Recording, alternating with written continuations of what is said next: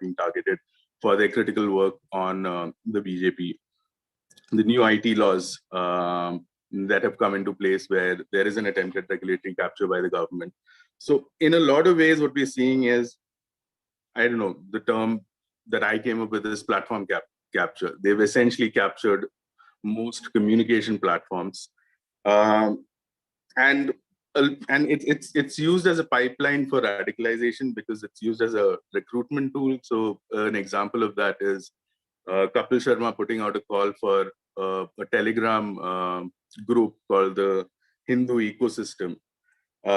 There was an investigation that News Laundry did into it. This is also, in a lot of ways, a career advancement tool for those associated with the BJP and the Hindu right in India. I mean, where we get this evidence is Amit Shah deciding that party tickets at legislative assembly elections would be granted on the basis of the number of Facebook likes you have on your page and your unit page, etc., etc. The recent story by Scroll, where they look at and they speak to people who put up broadcasts of violence on their platforms, and the people who promote broadcasts of violence, where they're explicitly saying, these are people who've done these things, who are explicitly saying that this is a career advancement tool for us. People are also making money, like Tajinder Bagga, who sells t-shirts. There are others who are selling a whole bunch of services, including digital amplification, digital marketing, content creation services. And there is also, in a lot of ways, there is state acknowledgement for what is happening and especially the violence. And I think the example, again, there is Jayant Sharma's going and garlanding people who lynched someone in Rajasthan. So, yeah, in a way, I think we need to start thinking about it in terms of a pipeline than just a means of propaganda, because there's a lot happening here. And I'm sure a lot of the others have spoken about these things before me, but yeah, that's my take as a journalist.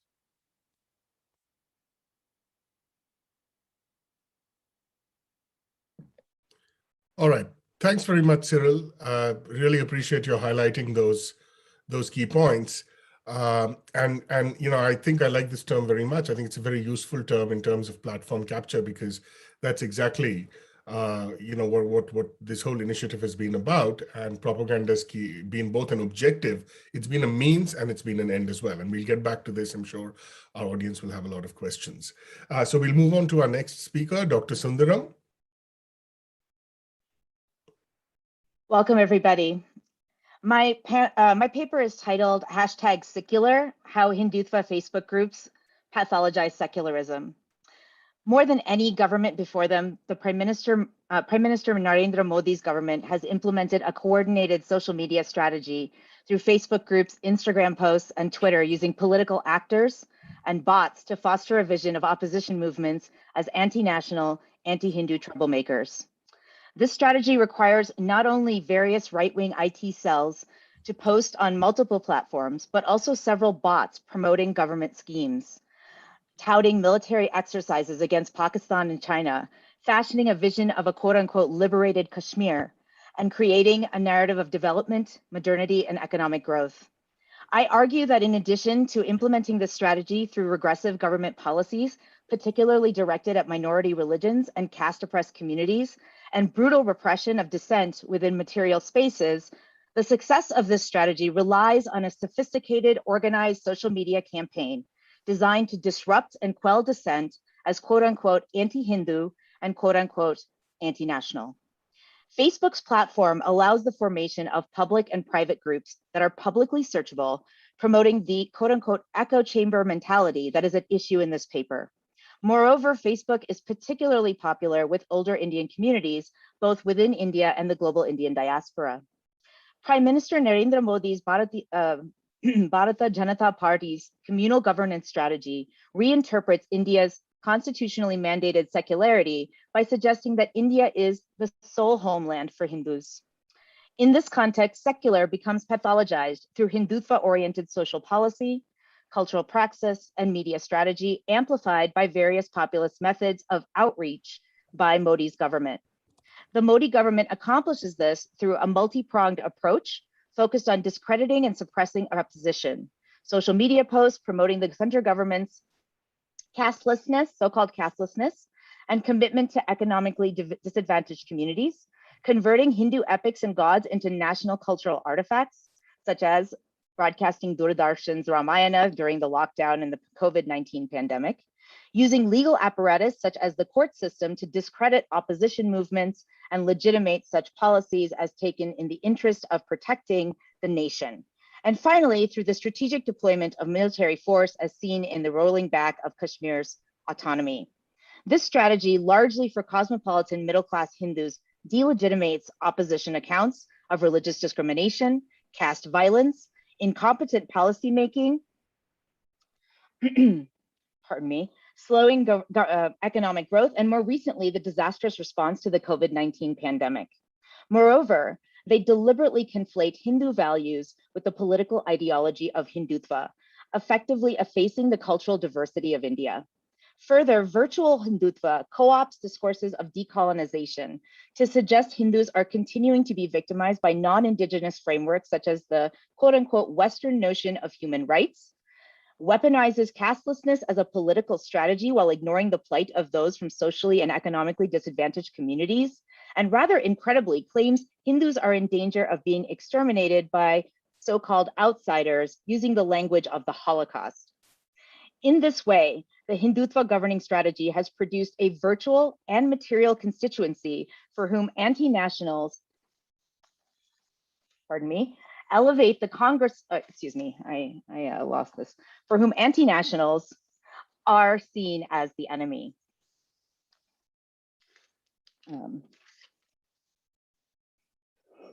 As Rohit Chopra notes in his Virtual Hindu Rashtra, in his book, Virtual Hindu Rashtra, the internet, quote, enables citizen journalism, but has also effaced distinctions of quality as applicable to content, and so represents an indifference to the possibility that online information may be put to undemocratic ends. While social media are often seen as culprits, independent blogs, podcasts, and websites also contribute to this phenomenon as part of the ecosystem. Social media in particular operate as a marketplace of ideas. This in part is due to the underlying principles that ground the inception of social media companies, producing capital relationships between people, culture, and products. Jose Van Dyke, in her historiography of social media from 2013, explains that likes and shares function as expressions of capital investment rather than personal connection, as social media were created as marketing platforms. I will show how this works by analyzing posts and comments from Facebook groups focused on dispelling secularism in favor of making India a Hindu nation. In the posts I will be showing today, we will see the use of secular and often secular to spotlight how Hindu nationalists construct a virtual political Hinduism that weaponizes hegemonic cultural practices against traditionally marginalized groups in the name of quote unquote saving Hinduism. In their view, Hinduism through Hindutva must take back India from liberals, Muslims, Dalits, women, and others that seek to efface its true nature as Hindustan or a Hindu country. The arguments made here are emotional, but are also legal and historical. The users in these Facebook groups deploy specious, dubious historical arguments, as well as propagandized legal justifications for why the perception of India as secular has always been done from an outsider perspective. In particular, I will show how the term secular becomes synonymous with support for minority religions, political objectives that oppose BJP Modi policies. Examples include the CAA, the NRC, and the Babri Masjid and Ram Janmabhoomi movements.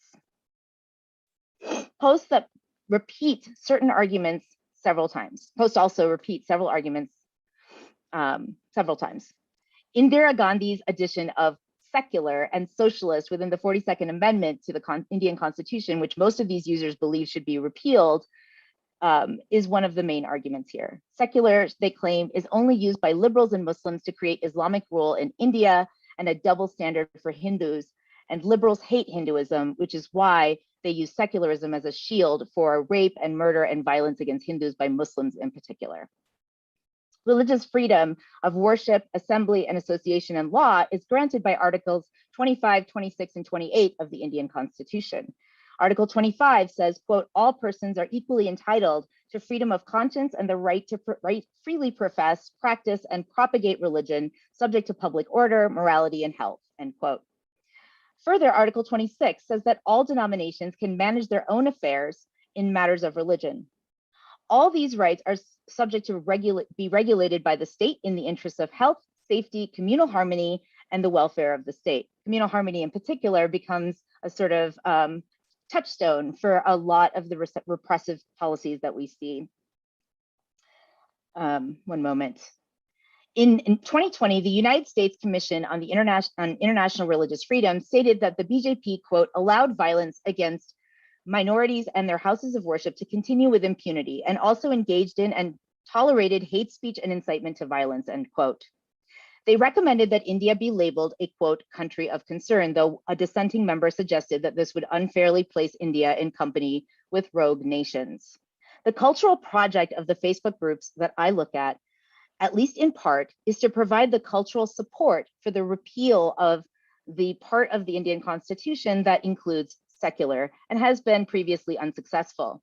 It should be noted that this paper does not seek to elevate the Congress Party in India as more committed to the principles of democratic or egalitarian rule. Rather, I focus on how the BJP uses social media platforms to create a virtual constituency for legal and political policy maneuvers, such as abrogating Article 35A and 370 to curtail the autonomy of Jammu and Kashmir, the Citizenship Amendment Act, and the National Citizenship Registry. In this sense, these groups become material through political will, policy, and legislation. In the Facebook group that I'll be discussing that is purportedly on Indian history, the About page uses the term Indian rather than Hindu and tells members, quote, we understand that India is diverse and historical facts may differ from region to region. It also asks members to respectfully share and exchange known and unknown information in Indian history from any reasonable source. Very nice, right? However, the posts focus on how Hinduism is under attack from an insurgent Muslim ideology bent on destroying Hindu values, Hindu women, and Hindu beliefs.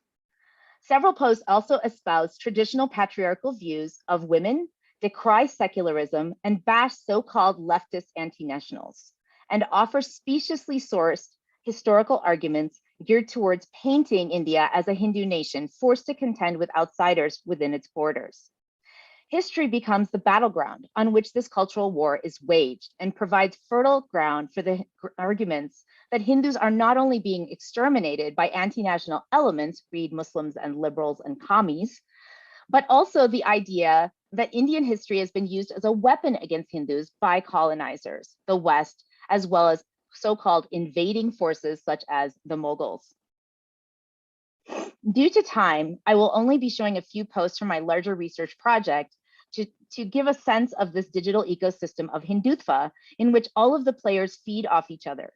Since I am still in these spaces observing these groups, I am not going to name specific groups. In response to this conference, many panelists and organizers have been publicly outed in media spaces, and I am not going to replicate or engage in that kind of toxic behavior.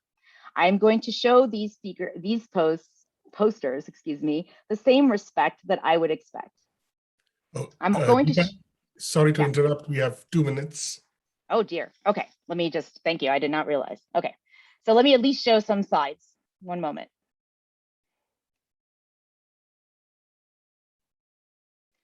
Okay. So I'm gonna, since I only have a couple of minutes, and maybe you can give me a grace of an extra minute, I'm going to show at least 2 slides for you. So this slide here is on a series of secular ads, and I'm gonna see if I can get it to play in present mode there. This slide here is a series of secular ads and about the Boycott Tanishq campaign that was recently launched by several Hindutva Facebook groups as well as Twitter. And what you see here is a jewelry ad, a wedding ad that was put out by a jewelry company that was seen as shamelessly promoting love jihad. And you also can see that some of the posts were really concerned about how this promotes a so-called secular mindset, and this is why we can't do this. And it also calls this a part of an ecosystem. And since we're running out of time, I'm not going to spend too much time on this. I want to show this as well because the patriarchy of these spaces is very important. Notice that this post is saying how Hindu guys have been effeminated. They have feminized, excuse me, and they have not been able to, take control of their women. And so this is a direct sort of patriarchal attack on Hindu women. One other post that I would like to show is this one. So this is a post on the history group that I work on. And what you see here is a so-called history of the real history of the Mughal Empire, giving a story about Babur, and making the case that Indians have to realize enough is enough. We can't glorify these filthy creatures in the name of preserving the secular fabric of India. And I'll go to the end. The last thing I'll point out is many posts also talk about a strategy to go forward. What do we do about this? And this tells us that what we see here is this particular post is that there is an argument for a political action here, an action that is coming, right? And the action must be dedicated to dismantling, in many ways, the secular fabric of India. And I'll make one last statement about this to end my paper. And I apologize for going over time. I guess I got a little excited.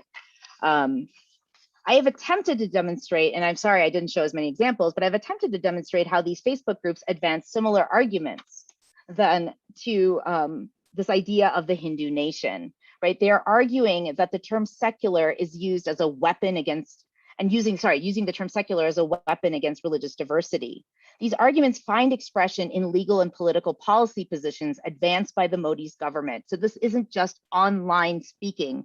This is something that translates into real material policy. And that is really the point I want to drive home. Actions taken, such as the Indian Supreme Court in the Babri Masjid Ram Janmabhoomi case, show how these virtual positions find material expression. And I'll stop there. Thank you.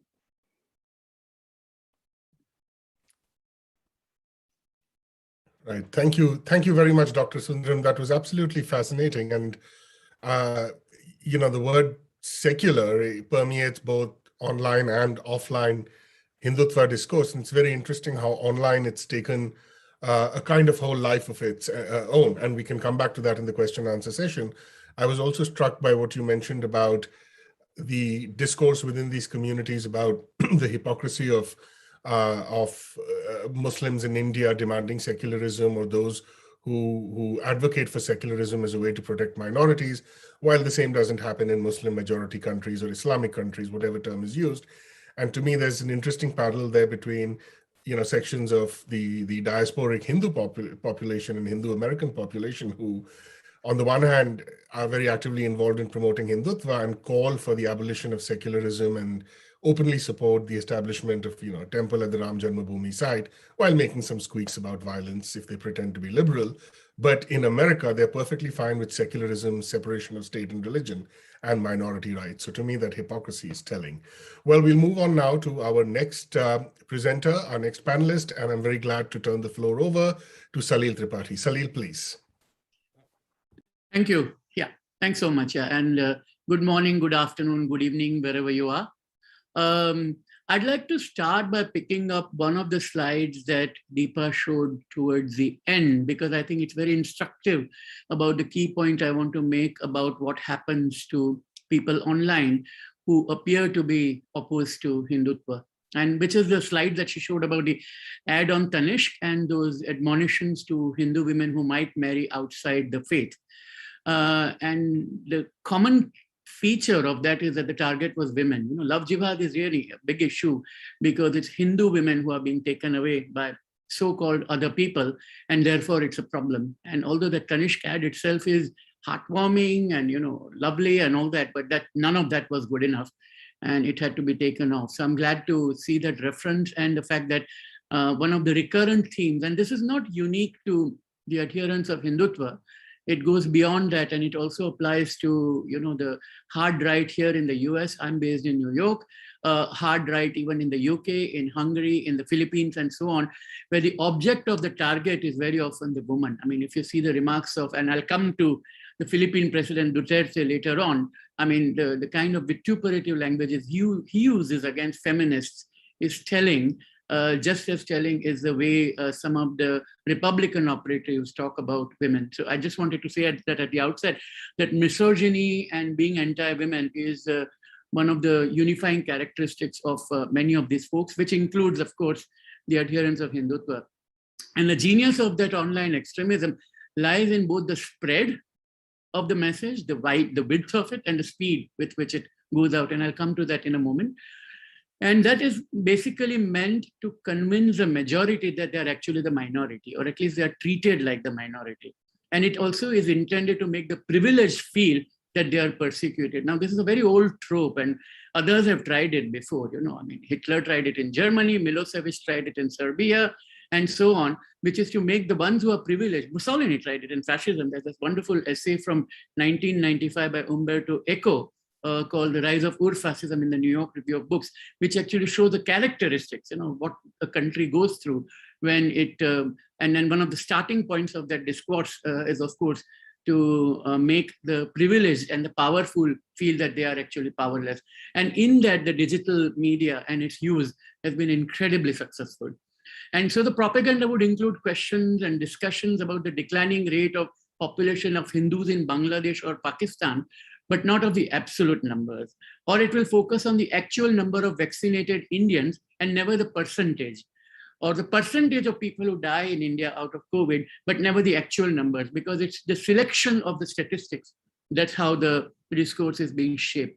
And shifting the goalposts is also an old trope, and so is whataboutery, which has been dominating the discourse. So let me turn to the whataboutery part, and it's worth stating this at the outset, and I'm sure other speakers in this conference have said it earlier, but it is worth making one simple point. Criticizing Hindutva does not mean that many of us who speak at this platform are not criticizing other forms of fundamentalism. I mean, it's childish to make such an assertion, and people keep making that. Vivekananda had said, seek and ye shall find. And I think that is a message worth bearing in mind. What I have said and what others have said about censorship by Christian fundamentalists in the US, at the Smithsonian, for example, or in Kerala, is public knowledge. What I've said about the Danish cartoons, about Charlie Hebdo, about the fatwa on Salman Rushdie is a matter of public record. What I've said about U Virathu in Myanmar and what he says about the Rohingyas is again a matter of just go and look for it. So please let's grow out of this ridiculous assertion that there is a particular concerted attack on one particular faith. Rather, it is an astonishment that a faith which claims to be tolerant, open, inclusive, is imitating the form of behavior that it claims that others do it and which is supposed to be very bad. It's charming, it's humorous, but it has very, very tragic consequences. I don't wish to insult the intelligence of anybody here, so I'll keep going on beyond that. Now, why the target on women? Whether it was women human rights defenders such as Kavita Krishnan, or women journalists like Rana Ayub, Neha Dikshit, or Barkha Dutt, or women writers who speak out like Meena Kandaswamy, is because at heart, they think very poorly of women who have an opinion and who have a strong view with which they disagree.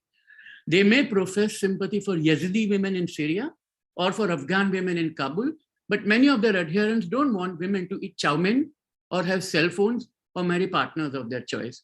They personify that hypocrisy, and that is exactly what they seek to oppose among others, and they fail to see that there is a mirror here. And a lot of these people love taking selfies, and there is narcissism is part of the discourse here. So I'm very surprised that they are not able to look at themselves when they are trying to, there's this old line from Khalil Gibran that, when you point a finger, 3 fingers are pointed towards you. And it's always worth bearing in mind and be humble about that. Now, these attacks are relentless. To argue that online attacks are unrelated to offline violence is balderdash. It's no longer true. We know from Russia, where Irina Politkovskaya was murdered, or Malta, where Daphne Caruana Galizia was murdered, or indeed closer home in India, in Bangalore, where Gauri Lankesh was murdered.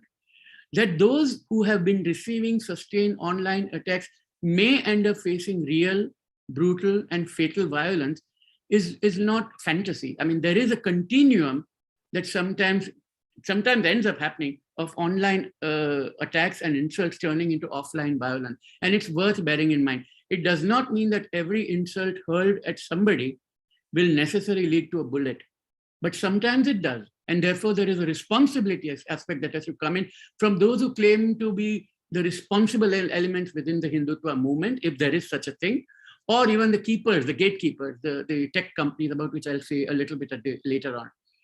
The other part is the spread of half-truths or incomplete stories from handles that claim to represent Hindutva. And it's very easy to tell them because you see this image of this very angry Hanuman-like figure, or an Om or a swastika actually put in a manner which makes it look exactly, the logo and the caricaturization does look like the way it was used by the National Socialist Party in Germany in the 1930s. Repeating lies many, many times make it truthful. Goebbels had said that, and we know from the remarks of Golwalkar and Munje and all of them, there is a lot of admiration for that kind of ideology among the people who adhere to Hindutva. Not everybody, I hope not. I mean, I hope that everybody is not going to be a stormtrooper tomorrow, but at least the fountainhead of that ideology is awestruck by what it saw in Germany in the 1930s. And it's worth bearing that in mind. Scraping that inconvenient evidence off the internet, bombarding people with their own propaganda is its hallmark. When I searched for this conference among videos today in the morning when I woke up, I found that most of the videos that you see are those that attack the conference and its speakers. And that's fine, we are fair game.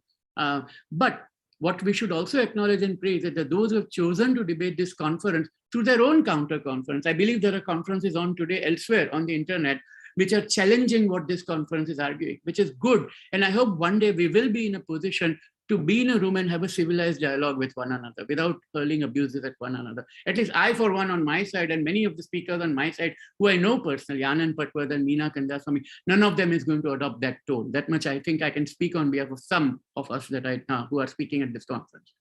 But these lies have to be called out. And yet the nature of social media is such that a partial truth with some plausibility can acquire the chimera of being the real truth. Twitter does not permit nuance, we all know that, and short videos can be trimmed and distorted. Remarks can be taken out of context. So remarks such as Manmohan Singh saying that Muslims are the first right to development in India is decontextualized. A remark where Rahul Gandhi mocks the prime ministerial claim about turning potatoes into gold is turned into a meme which makes it sound that it's Rahul Gandhi's idea. But both Manmohan Singh and Rahul Gandhi are politicians, they are adults, they are big boys. They're public figures. They should know how to handle this, and it's not my role or job to defend them. But lies do run far faster than the truth. Lies are also more seductive. Jonathan Swift, it was, who first said it, much before Twain or Churchill or anybody else, that falsehood flies and the truth comes limping after it. And however much alt news and boom and all these fact-checking sites attempt to remind us, they're still tying their shoelaces. Well, these guys have a Nike and Reebok and other sneakers, and they're miles ahead of us. So it's something worth bearing in mind.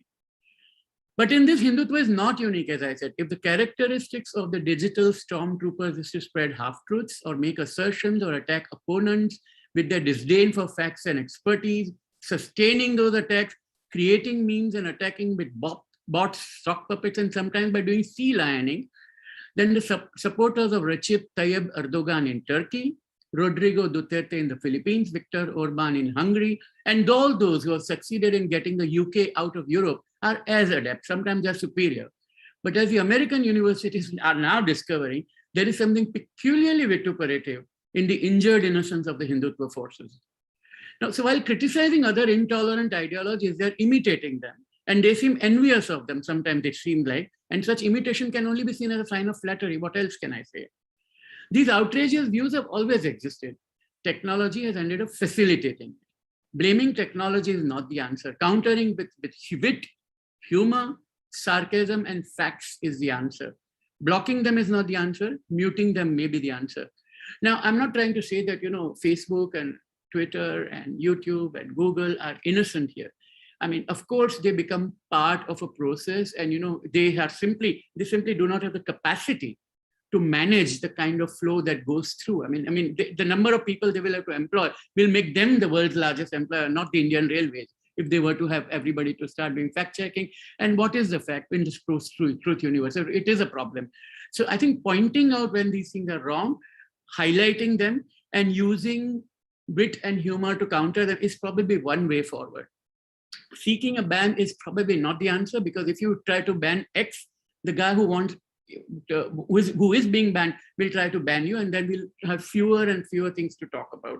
I still remember during the emergency in India, Behram contractor Busy Bee, the famous columnist, used to say that at some point we are going to be left with talking about only two topics, cricket and mangoes. And now, as we know from cricket also, it's a controversial topic. And even mangoes, you can start a war about which mango is better, Indian or a Pakistani one. I mean, in New York, you find those fights at many places. Now, when I was at college in India, I knew one family which had a portrait of Nathuram Godse at their home with a sandalwood garland around it. Worshipping that man was essentially a coward, because who shoots a 79-year-old man, right, who is unarmed? It was not unheard of to have that kind of worship.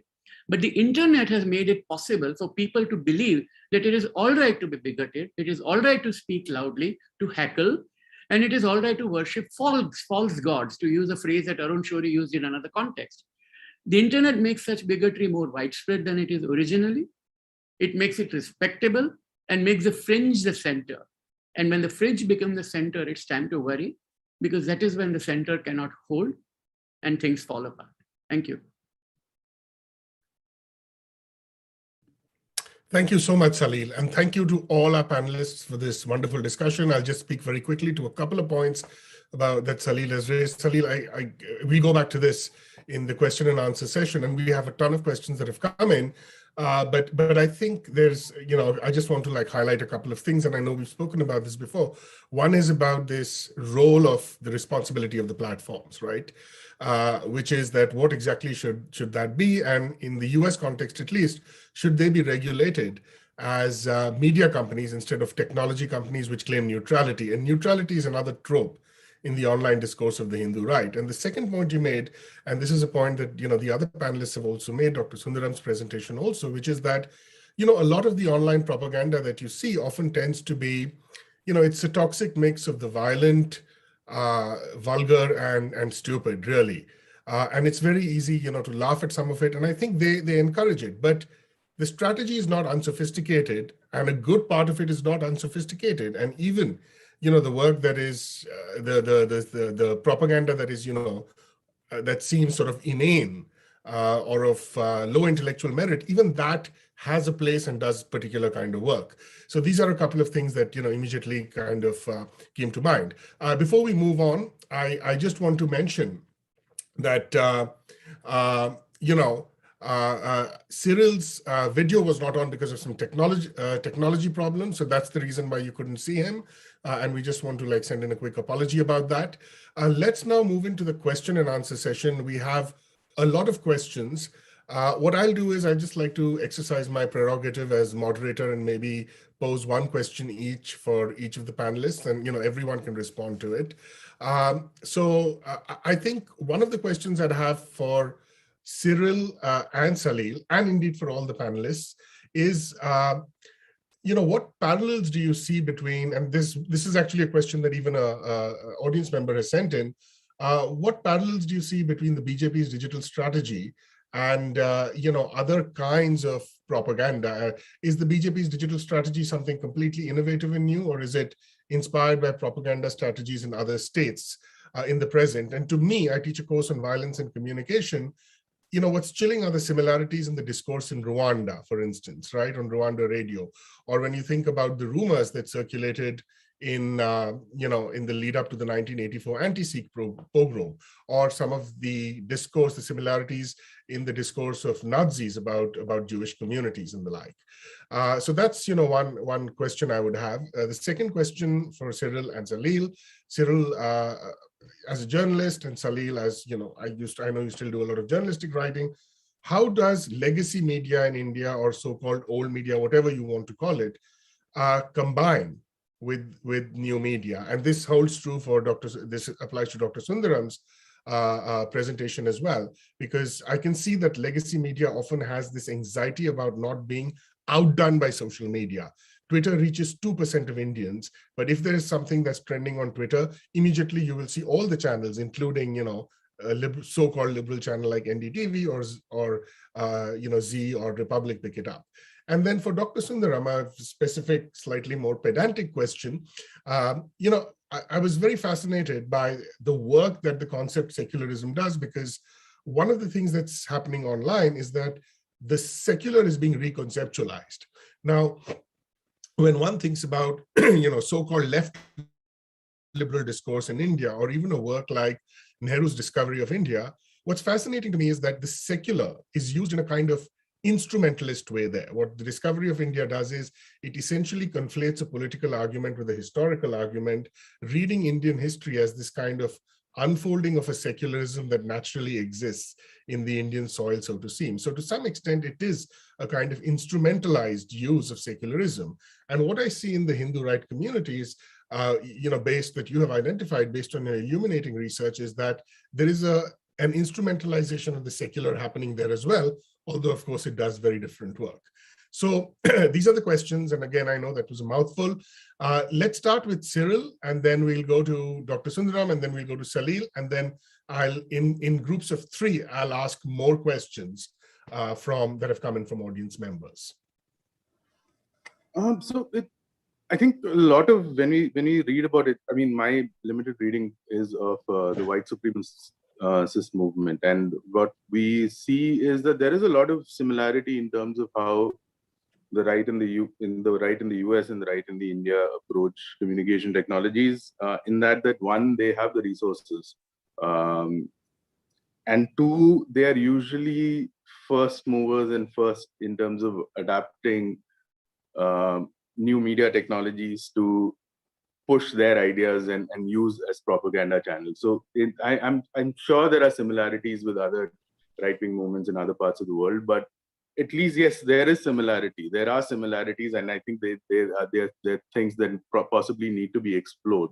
What kind of similarities exist? But then, I mean, I'm very sure about one thing, which is that, yeah, I mean, in terms of adoption, in terms of experimenting, and in terms of spending money on new technologies, the right wing in India is as good as right wing at most places, and they're usually the first movers. What was the second question? The relationship between legacy media and new media. And before that, I want to put in a clarification. I think earlier when I was speaking, I said Kapil Sharma instead of Kapil Mishra while I was talking about a Telegram group.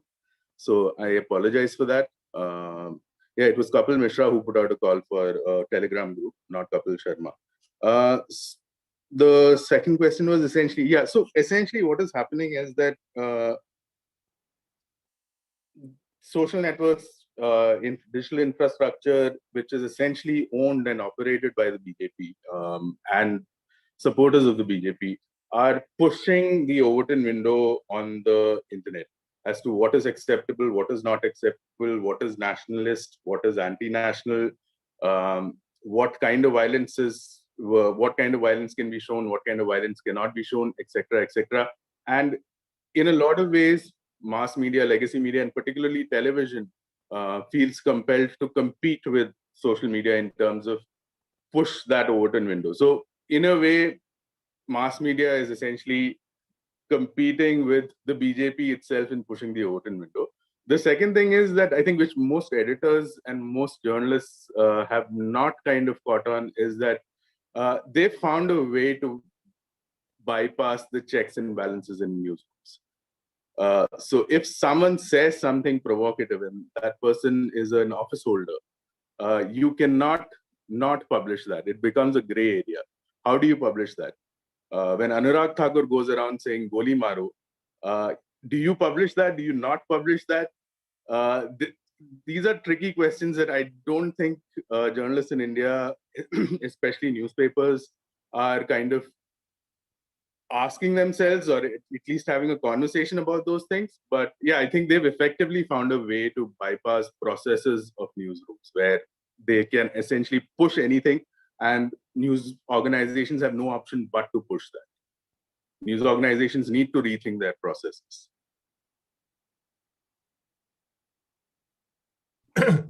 I think the line of 2021 also, like the line of 2020, will be you're on mute.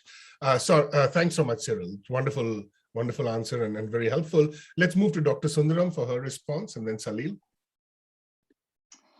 Thank you, Rohit. This is really interesting to listen to, people who are not academics speaking alongside of me, because a lot of the work I do is not in academics, so-called academic spaces. So your question to sort of reprise, Rohit, was about how the secular is instrumentalized. And I want to just show one slide I didn't show, and I'll sort of talk about that in the question, and I'll do that now here in a moment here. So this is a slide that I didn't show in the presentation, but it's when we think about the ecosystem and how secular is made in the virtual space and sort of reconstituted as a different thing, particularly in the Hindu right. I have to confess that my knowledge, I am not a historian. I am a trained semiotician and critical theorist. So I can't, I'm not as well versed in the history as many of our esteemed panelists have been in all 3 days. But I wanted to point out that it's not simply about social media posts in a Facebook groups that I look at. And I look at something like 12 of them, and I showed you a very small group, right? But what they're doing is actually posting from other sources, so-called sources, and I do use scare quotes there, of secularism and of Indian history, and sort of reconstituting how that history has become so-called secularized to erase Hindus and the Hindu character of the nation. And that is a very important thing, because what they're doing, and Rohit and I were chatting earlier, and he made this point, and I'd like to share it now, is that they want you to disagree. So there are posts of disagreement. I don't want to suggest that these posts, these groups are totally homogenous, there are posts of disagreement, but all that does is serve to sort of, what do I want to say? It serves to reinforce the narrative. And this is the page I'm showing here is My India, My Glory, which is one of the historical sites that is often cited in lieu of books that have been written. And you can see in the About Us page, this is really about centering a particular kind of Hinduism and a majoritarian Hinduism as actually India. And I'm not suggesting there's no facts that are relevant, but there is a very deliberate rhetorical move that is going on here. And that move is to ground the argument for the secular as problematic as real history, as the history that is decolonized. Words like decolonial have been instrumentalized by Hindu nationalists in very problematic ways, including people like, I shouldn't name anyone, but Walter Mignolo has recently been called to out on this, because he has supported people that have misused his own terms and his own work on decoloniality. But this is a really important point in order to respond to Rohit's question about how that secular is being instrumentalized. It's not simply that somebody is saying, oh, this is because this is secular online. And I didn't get to show my slide on caste, but that's another really great place where you see that the caste system's problems are all blamed not only on British colonialism, but they're also blamed on the secular character of the nation.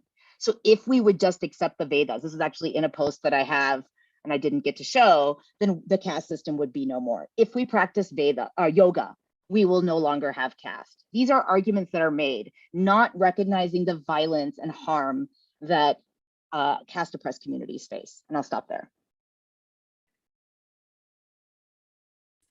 Thanks so much, Dr. Sundaram. Salil, over to you, please. Yeah, you had 2 specific questions for me, and I have a very brief remark. If I have time, I'll go to the third one as well. You raised the question of, the Nazi Germany and the Rwanda context, and, whether there are any similarities to be drawn. First of all, I'm a bit wary of seeing exact parallels historically, because I do think that even Germany and Italy were different in their Nazism and fascism, for example. And also the contexts were different. I mean, the speed with which you can disseminate certain propaganda then versus today and now. I mean, and, propaganda of any kind can be disseminated any which way you want. Because in 1857, Indians told each other, by exchanging rotis, about to get rid of the East India Company. And even Gandhi's, in one of the things that Ramchandra Guha talks about in his second volume of Gandhi's biography, there's a very good point that, before internet, if Gandhi was coming at a railway station, 10,000 people turned up to listen to him. But somehow people knew.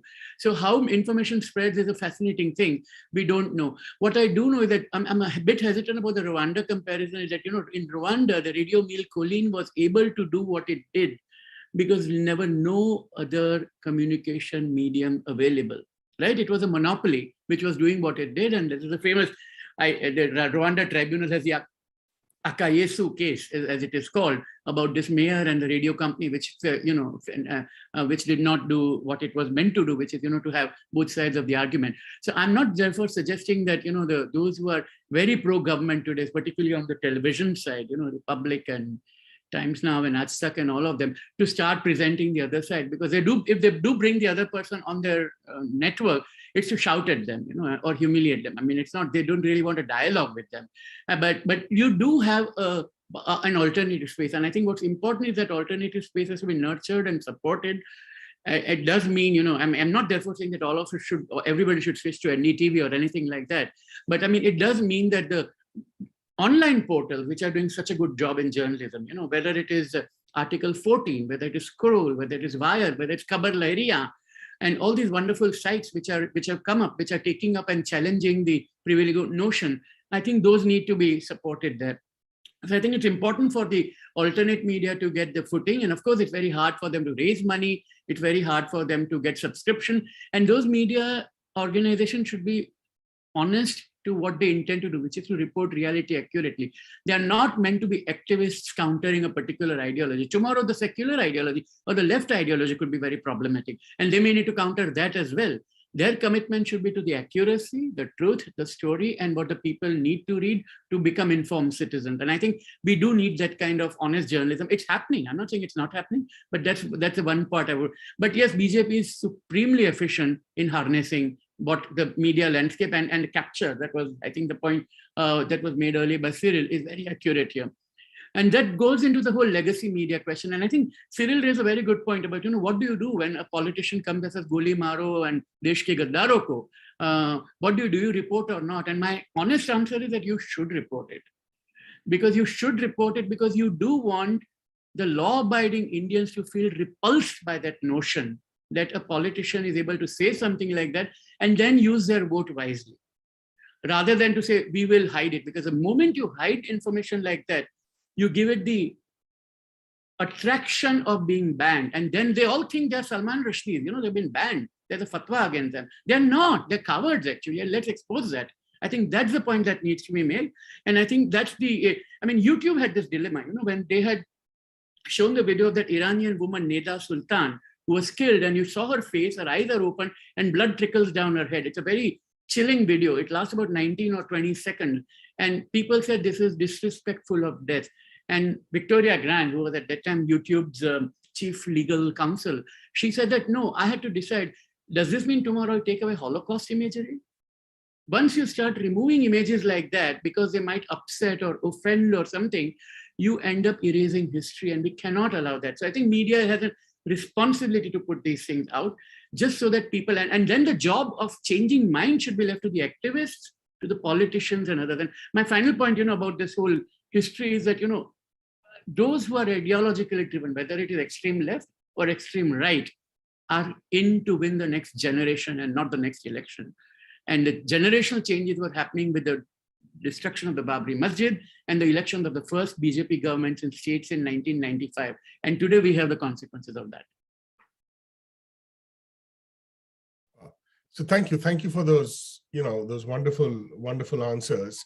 I should just mention the point you made about using rotis in communication. It was the inspiration for Professor Manan Ahmed's wonderful blog, Chapati Mystery. Of course. And, I was conflict of interest. For a few years, I did write for it, thanks to Manan. And Professor Homi Baba has a phrase, the vertiginous chapati, which I must confess still befuddles me. But anyway, Anyway, I'll carry on. My wife told me not to try and be a quote wit.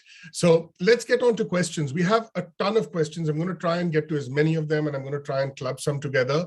But if we can't get to every single one, apologies, we will figure out a way in which to keep the conversation going. So I think they're excellent questions. There's one question which is for Professor Sundaram, and I think we can broaden it also. So we'll go around the room. Can you say more about your research on Adivasis and social media use? What purchase or opposition do Hindutva social media groups and posts have among Adivasis? And I think there's an interesting question here connected to perhaps to what both Cyril and Salil said, which is that how much space is there in the online world now for other narratives, right? One of the great hopes about the internet was that it would be this egalitarian, equal space. And in fact, the Hindu right keeps talking about how it should be a neutral space, but it's come in the Indian context or the global Hindu context to be dominated by certain voices. The second question, which is I think for all the panelists, is that, are we preaching to the choir here? Like, how do we persuade people who are beyond, academic communities or journalist communities, or who we feel in some ways are, on our side of the fence, whatever that fence may be, despite disagreement? So, what mechanisms do we have of persuasion, and where does the digital come in? And then I think there's a really important question about infrastructure and political economy, which is, and Cyril and could perhaps speak to this, and everyone else too. And I'm just going to read this fairly verbatim. There is no ecosystem possible without intense infrastructure support from states or corporate interests. So it's not quite the information highway, to use an old metaphor, but a more concerted kind of capitalist apparatus. So how do we shift our analytics to take account of this infrastructure? So really, in a sense, the material layer. So do we want to go maybe Dr. Sundaram, and then we can go Cyril, and then we can go to Salil? Those are great questions. So let me quickly say, again, apologies that I did not get to show my slide that talked about this particularly, but I wrote an article that was called Instagram Your Durga Puja, that specifically looked at the alternative narrative of Asura communities in Jharkhand and Bengal. One of the things that I think and this might be an unpopular argument, but I'm going to go ahead and make it. One of the things that I think we forget is the naming, the very specific naming and sort of materiality of being named in legal structures.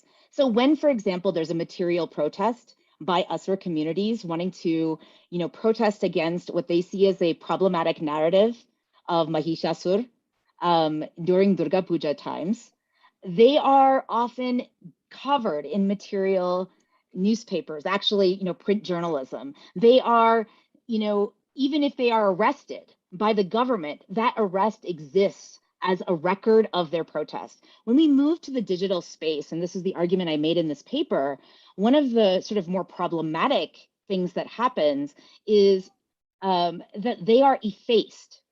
So what's worse than being demonized is being erased, in my view.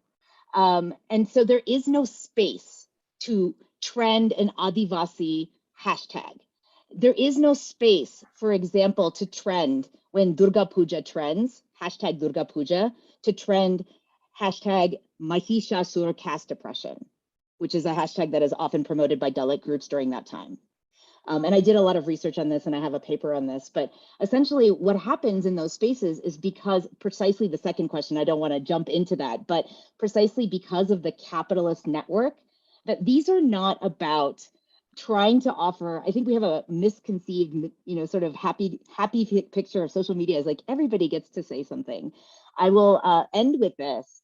Walter Benjamin, in his seminal essay on the work of art in the age of mechanical reproduction, says something that has always stood with me, which is that if we go, and he's talking about paintings becoming photographs, right? But what he said, if we get to this point, and I'm paraphrasing here, he says, we need to understand that people will have not their right, but a chance to express themselves. There's a difference between a right to express and a chance to express. Internet spaces are not liberal, they are libertarian, which means that everyone gets an opportunity but they don't necessarily have to be represented.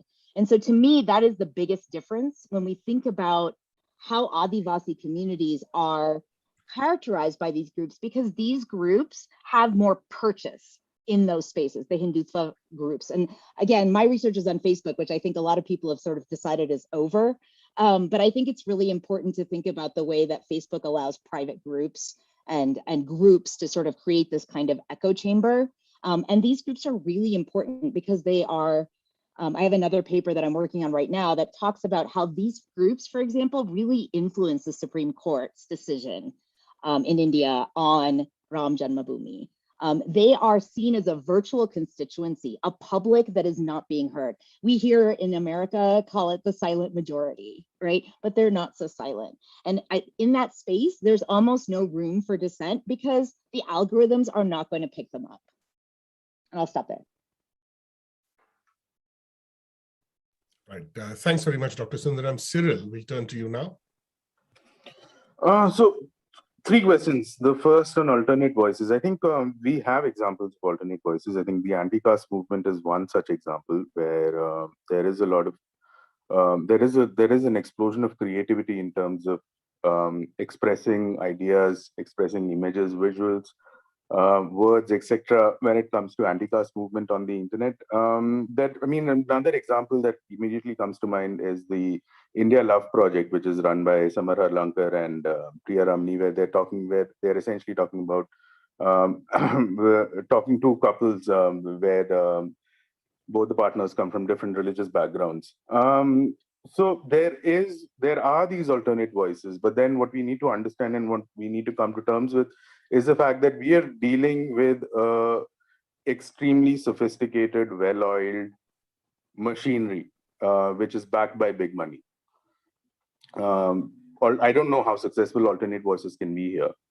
The second question was about how do we reach out to others? I think I really have no idea how do we reach out to others on the internet, but then I think there are some experiments that a few newsrooms in the US have and in Europe have conducted around addressing the issue of polarization, where what they did was they brought in people from opposing ideologies, their subscribers, together face to face and help them have conversations.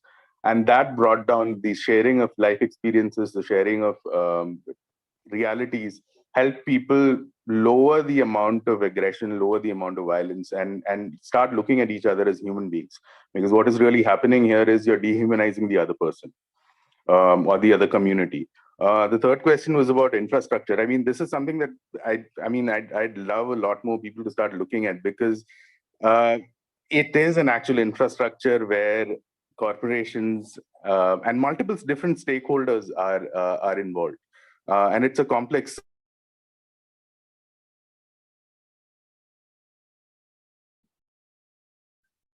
interesting piece of infrastructure. What we have with the BJP especially is that they were the first movers, and they were backed by big money when it came to digital infrastructures. And that helped them build the network and work on the network effect. I think one of the best examples to look at is Facebook, because BJP was Facebook's first political client in India. Its cadres were trained by the company. The company helped them set up infrastructure on its platforms, and now it is the force that it is because there were people, the company actually engaged directly with the party. We see this again with digital marketing companies that are spread across Western UP and across a lot of the Western India, where you have these small 1-person, 2-person operations, which are essentially digital content marketing and digital content making companies. So there was also spawned an entire parallel economy around this, which is pushing in all kinds of really crazy stuff into the digital sphere. So there is an infrastructure at place. We need to start studying the infrastructure more to start making sense of what it is. Thank you so much, Cyril. Let's turn to Salil. Salil, please. Yeah, I mean, a lot of interesting ideas have already been said, so I won't take too much time because we should get more questions, and I'm also conscious of that. But the first question was about preaching to the choir. I think someone asked that, whether we are preaching to the choir when we speak. And my hope is that, I hope it is not the case. I hope that, I don't know how many people are watching this on YouTube, but I hope not everybody is a so-called card-carrying secular libtard, as some of us are described by the Hindutva brigade. I hope it's not only that crowd which is watching and listening, and I hope some of those who have not made up their mind are listening to it, and some of those who disagree with us fundamentally are listening to it, because without conversation, without dialogue, it cannot work. Many of us do write, many of us do speak, and do step out of the bubble. Bubbles are crazy. I lived in London for 20 years, and I was convinced that Brexit won't happen because the people I met with all were against Brexit. So I thought it simply could not happen because it makes absolutely no sense. And I had another friend who was traveling all over the country and meeting people and came back and said, Salil, you know nothing, it's going to happen. And it did happen. So I think stepping outside the bubble is good for everybody. And I think it's quite important that we do it. And that's one way. So yes, just as we should not preach to the choir, and I don't want to arrogate myself any responsibility by putting myself in a we, but assuming you're talking about people who are keen on upholding the ideals of the Indian Constitution as a we here, which is what I would probably put myself into that bracket, then I'm happy to be described that way.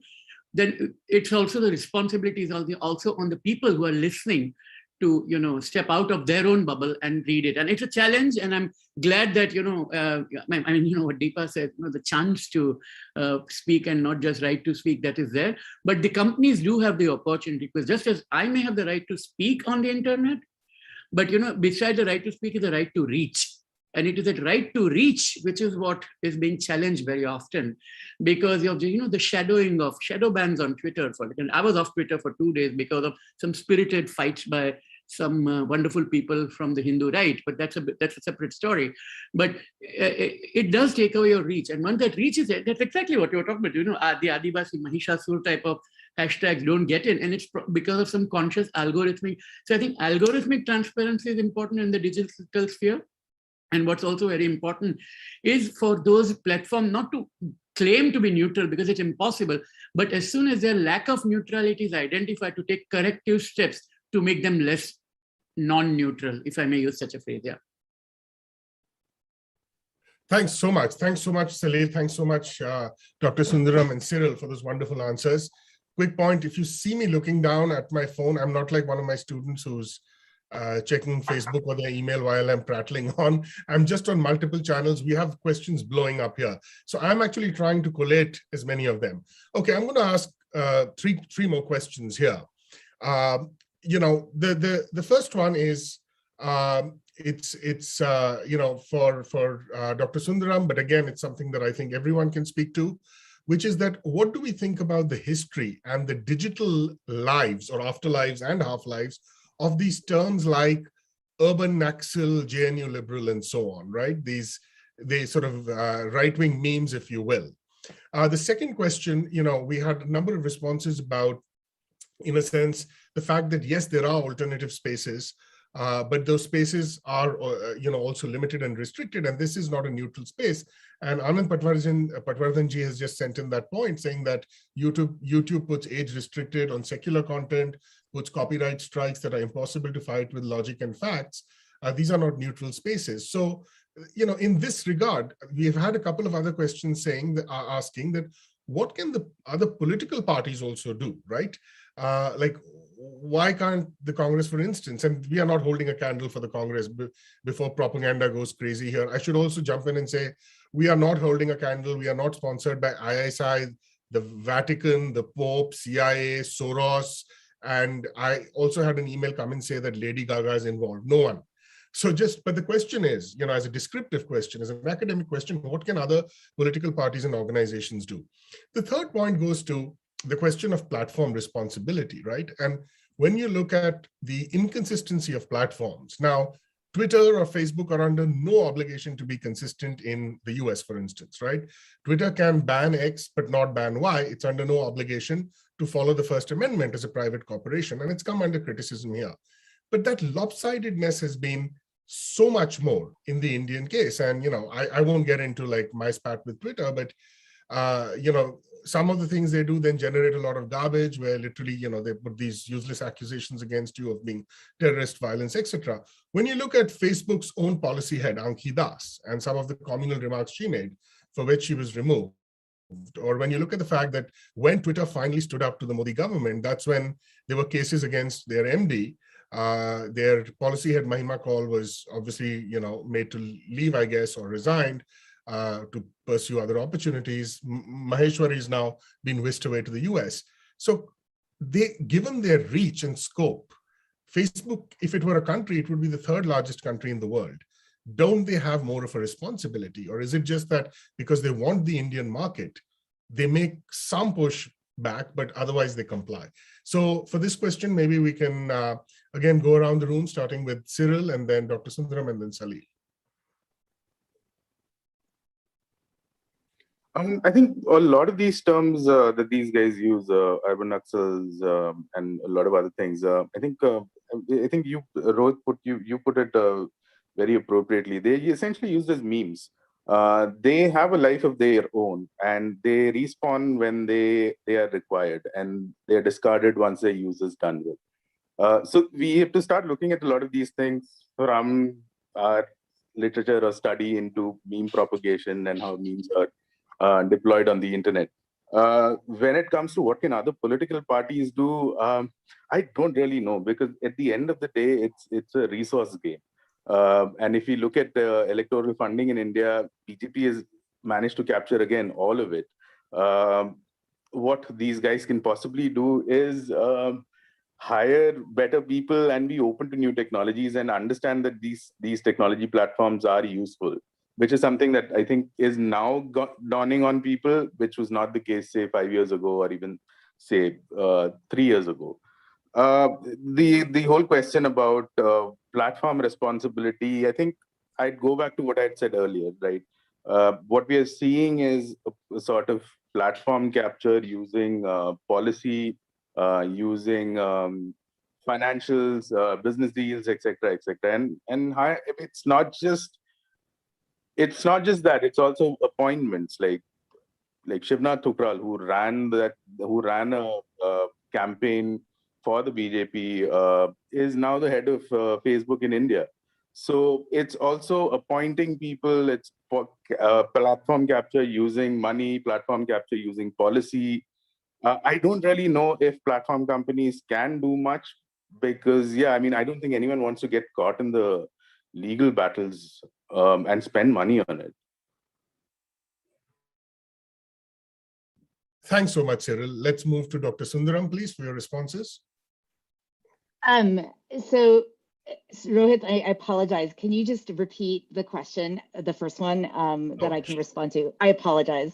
Oh, no, not at all, not at all. It's an occupational hazard as a professor. I go on and on.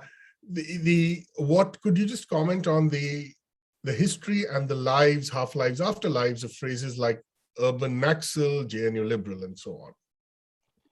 So I don't work on those particular things, but what I would say is that it's really, there's been a lot of comments about like infrastructure, digital infrastructure, as well as algorithms. And so let me talk about it in terms of that, because it's, but I think that what we really need to remember is that hashtags are not trended by people on the ground.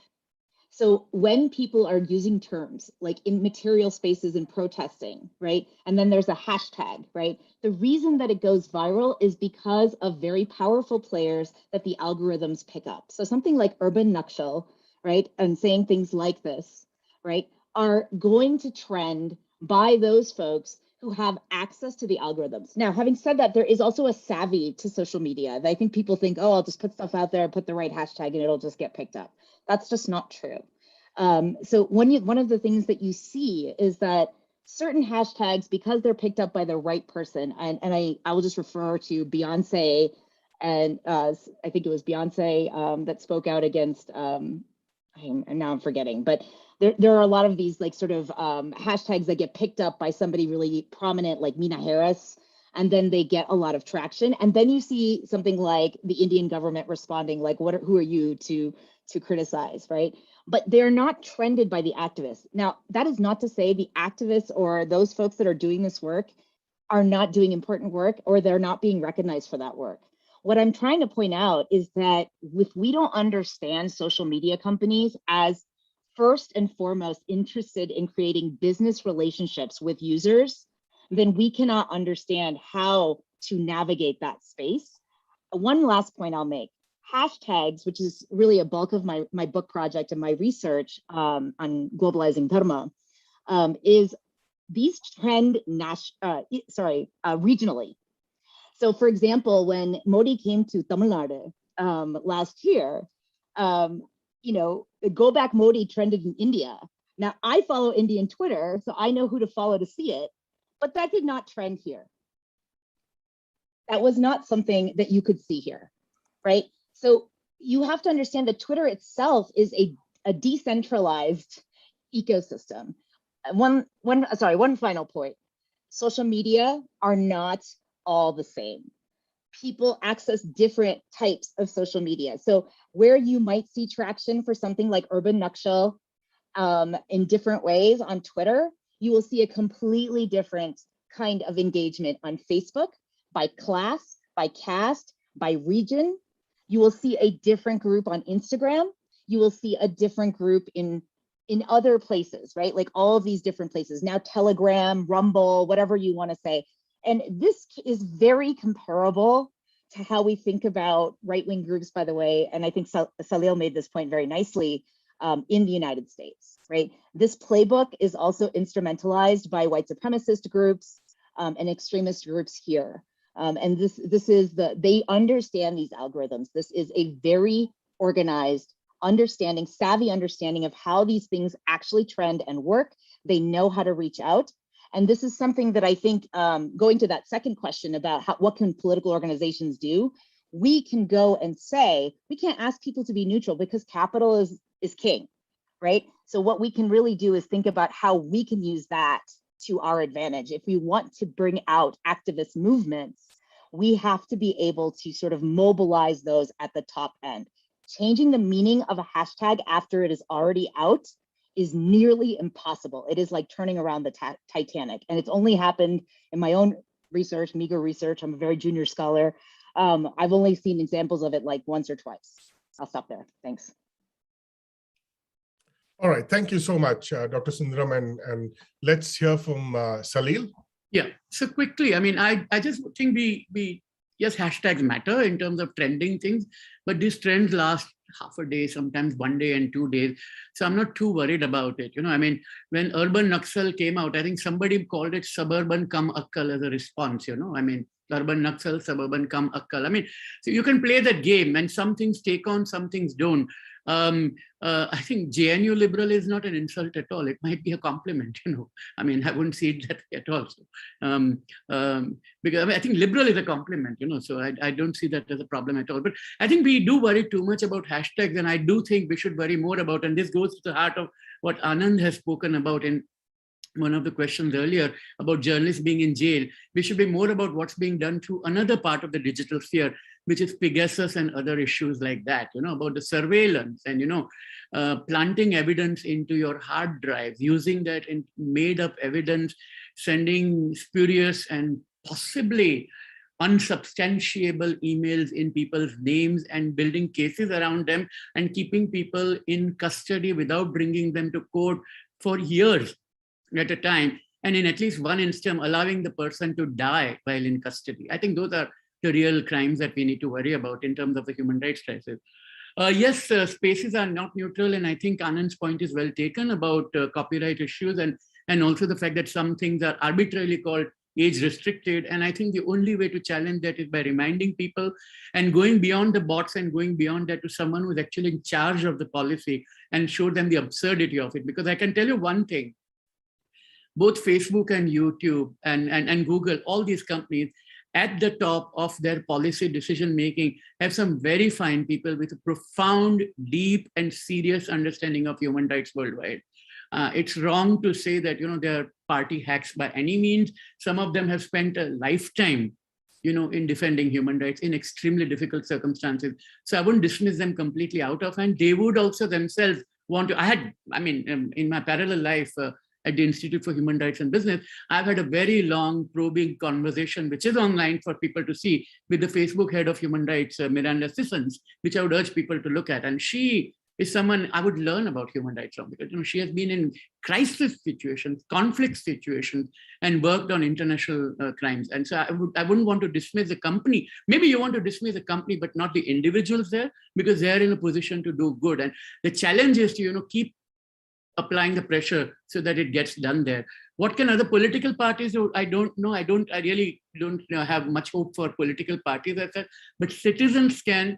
Advocacy groups can, so long as advocacy groups remain loyal to the idea and the core of their mandate, which may be human rights, which may be freedom of expression, and acknowledge that that does mean you have to end up sometimes defending people you disagree with. I still remember when there was a particular writer in Tamil Nadu whose book was withdrawn at one particular point because he had supported Narendra Modi. And I think that decision was wrong. And I think later even the publisher agreed that withdrawing that book was a bad idea, because what the person believes in is completely different from the work of fiction that he has written. And I know people profoundly disagree with me on that, just as a lot of my friends profoundly disagree with me on Charlie Hebdo. I think Charlie Hebdo had the right to be published, and Charlie Hebdo was actually the vulnerable party here because it had only the cartoonist's pen. The power lay with the people who had the guns. And I think we always must remember that. Thanks so much, Salil and Dr. Sundaram and Cyril.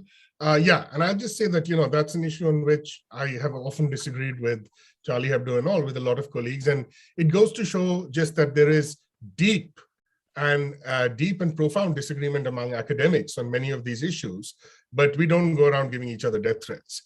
All right, so we have a couple of minutes, and I would like to just get a quick response to 2 questions. Then what we can do is 2 or 3 questions very quickly, and then we'll have each panelist wrap up. I'm just going to be a little tyrannical and put on my professor hat here. And then at 11 a.m., we're going to have speech by Professor David Ludden, who's going to share a few thoughts. So the questions are: 1, we know who functions as gatekeepers in old media. Can you say more about gatekeeping in the new media ecology or media ecology?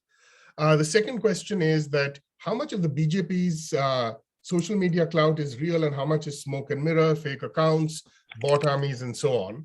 And the third is, how does the panel explain this cognitive dissonance among the prominent Hindu majority that opposes conservatives in the US but supports conservatives in India? Why do they endorse cultural hegemony in India despite advocating for cultural diversity in the US? Is it mere opportunism? So Cyril, over to you. Hi, Rohit. Can you just repeat the first question, please? Sorry, we know about gatekeepers in the old sort of media system. Who are the gatekeepers in the new media ecology? Gatekeepers in the new media ecology are platform companies. They decide what stays, what doesn't stay. I think another example that I can quote is a story on Jay Shah that Caravan, an investigation on Jay Shah that Caravan had done. Facebook restricted the Caravan's ability to boost that particular post. And I think there was a back and forth for nearly a week.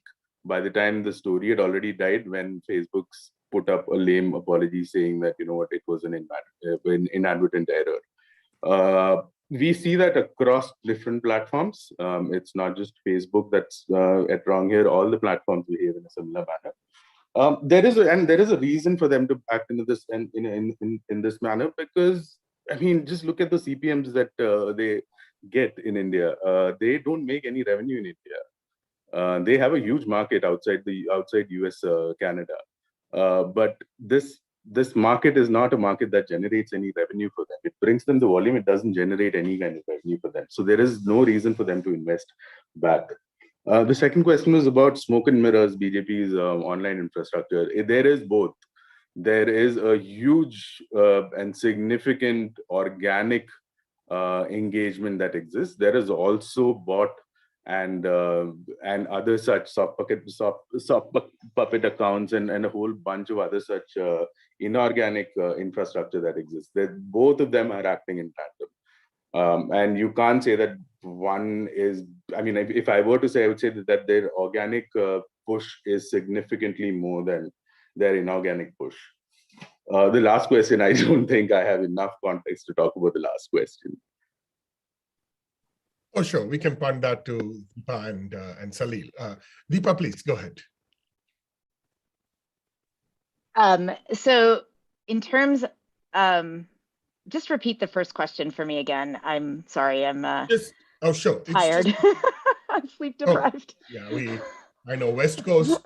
Those of us from the West Coast, we deserve some extra. And then nobody has funded this conference, but a Starbucks gift card would be nice. And we have a few more minutes, the organizers just told me. So we know the gatekeepers of the old media system. Who are the gatekeepers of the new media ecology? That was the first question. Yes. So again, I don't want to reprise what I've already said, but I think that while at least here, right, there's been a lot of talk about so social media companies, for those of you that are unaware, in the US have no liability for what is posted on their platforms, right, in the United States. And that is through a particular law.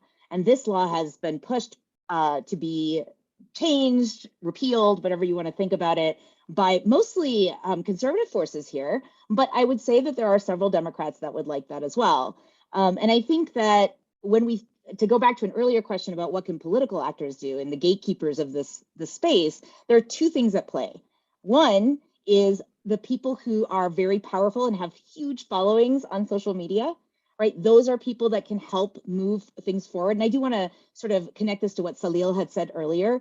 I think we do need to worry very much about digital surveillance because I think it's tied into this. These are the places where such types of things that are going on. Digital surveillance is a huge issue, right? But it's partly also because of the potential for amplification by these media actors. The other problem, or my second point, would be that politicians are not also driven by public good.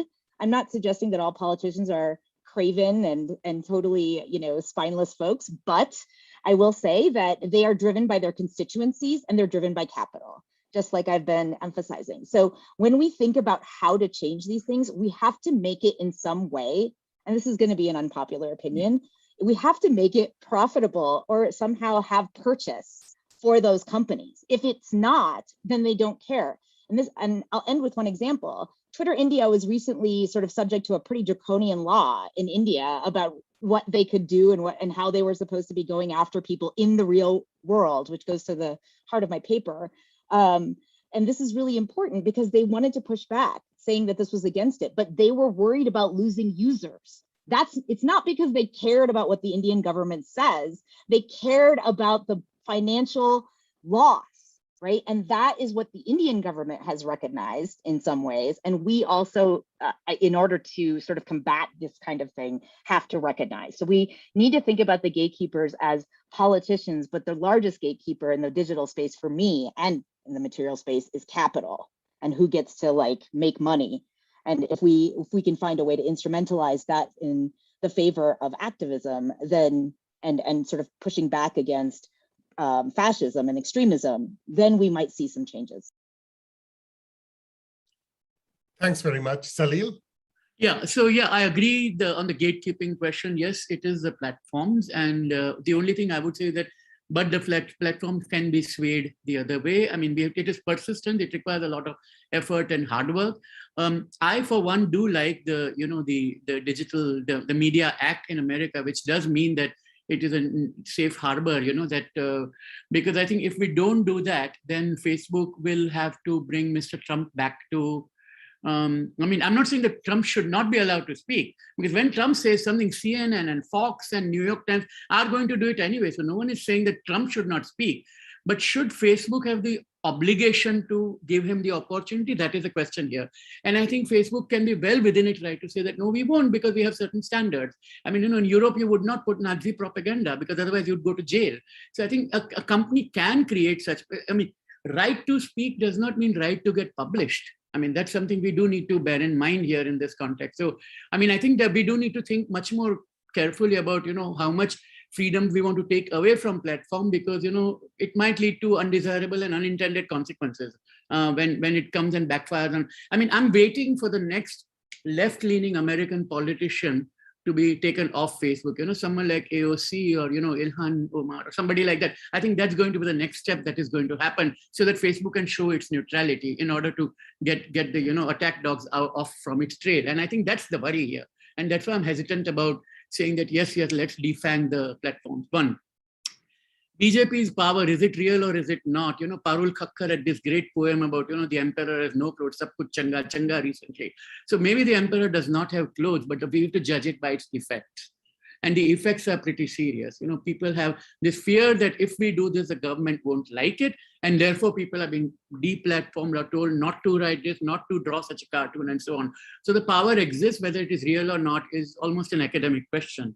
And the third is the cognitive dissonance, which is a very interesting question, that why is it that Americans in India, many of them do oppose Trump because of his right-wing rhetoric, but also support Narendra Modi in the Indian context. And I think the only, I hate making broad generalizations, particularly when I'm among academics here, so I'd be very hesitant to do that. But I think privilege and class are at issue here. Because if you are in the US and if you are in a reasonably well-off position of Indian origin, the probability is that you probably come as an upper caste person, studied at a good college and have a good job, and you see the virtue of the H-1B visa and a green card, and all of that is being taken away, in a sense, by Trump, and you don't like that. He may like, he may go and do Namaste Trump and, howdy Modi, but at the same, you don't like that aspect of Republican politics. That's one part of it. But in India, again, the privilege and class comes in, because as soon as you try to unpack what this means, it means those who are not like you, who don't eat your kind of food, who don't worship your kind of gods, and, or don't speak your kind of pure language or whatever you want to call it, those are the ones you want to keep away from. And in a way, that privilege is happening. And Pratap Bhanu Mehta had a great piece about, the whole Brahmin culture that Andhra and the Telangana government have started coming up with, of defending Brahminical rights, which is absurd, at one level. But I think we are going in that direction. And I think, and therefore, if you are that upper class, privileged Indian American, you don't see any contradiction between opposing Trump here and supporting BJP in India. Thank you so much. So I think actually this is a wonderful note on which to end. And we will turn over to Professor David Ludden now, but I'd just like to take this opportunity to thank our marvelous group of panelists. Thank you, Cyril. Thank you, Deepa. Thank you, Salil. Thanks to all the audience members. All right. So good people managing this, you can take me off, and it's over to Professor Ludden.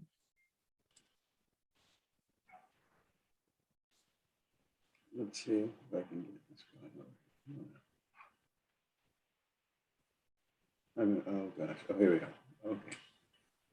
Hello, everyone. I'm very happy to be here, and I'm very proud and honored to have been invited to say a few words here at the end of this session. I've not been able to attend the whole conference, but what I have seen has been absolutely amazing and informative and thoughtful and critical and engaging and community building and all the good things that we need to be able to carry on conversations that are going to have good political impact eventually. And probably, I have to say, the very existence of this conference itself is really a major accomplishment and really a marker, I think, of the creation of a transnational global community of scholars and activists who actually can take advantage and use the technical abilities that have developed over the last 25, 30 years to create an environment community for this kind of critical, and I hope, to be honest, mobilizing and ongoing and permanent kind of a conversation. With that in mind, I just want to say a couple of things. One is that when we did Making India Hindu conference in the early 1990s, and we started really seriously engaging in a critical scholarship concerning the rise and expansion of Hindutva.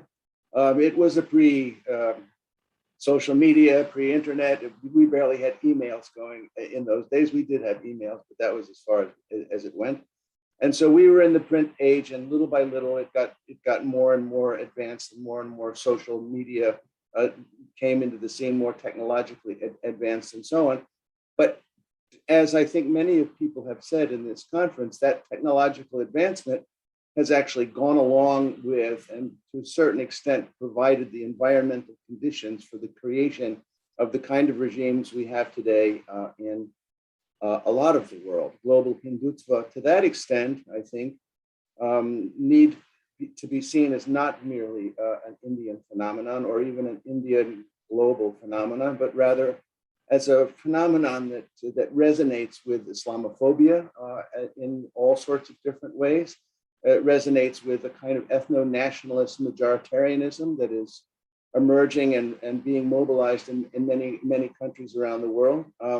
Hardening of borders and alienation of foreigners and the treating of people who are outside the ethno-nationalist core as being enemy aliens and so on, all of which, of course, once again, aggravated by the COVID-19 and all that. So we're in a historical period of the development of an environment for academic and activist work that really requires a tremendous amount of effort to mobilize across the vast distances and time zones and so on that are all out there for us to work within, but to mobilize in a way that really makes sense in this kind of global environment within which Hindutva is part of a global political framework that is still evolving, that we're trying to understand, and which I think that this conference has really helped us understand. Its conference in that sense isn't just only about Hindutva,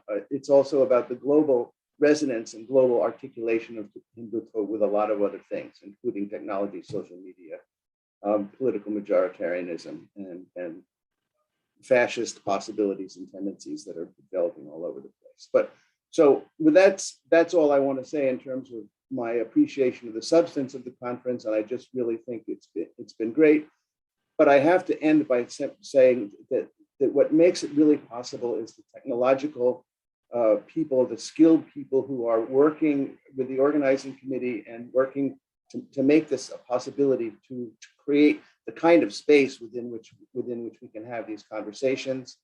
I'm particularly happy to be able to call out Suchitra Vijayan and the Polis Project, who made the YouTubing of the channel, the YouTube channel available, and other people who are involved in the production of the conference will go unnamed for various reasons, but I just want to give them my 100% enthusiastic thanks for all the hard work. And this is what makes this kind of thing possible. So with that said, I'll turn it back to the organizers. I don't know exactly what's next on the agenda, but someone does.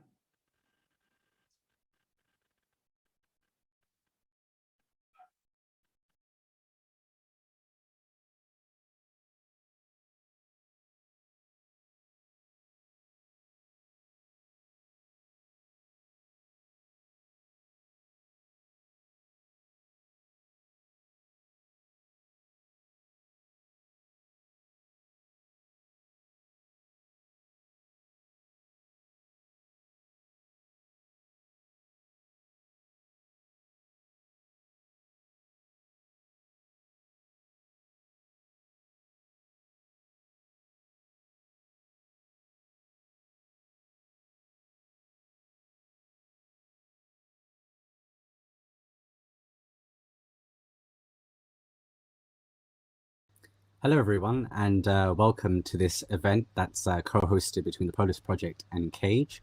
Polis Project is a research and journalism organization that really produces very cutting-edge research and provides an amazing resource for information about various crises that are going around the world. And CAGE is an advocacy organization which highlights abuses within the global war on terror.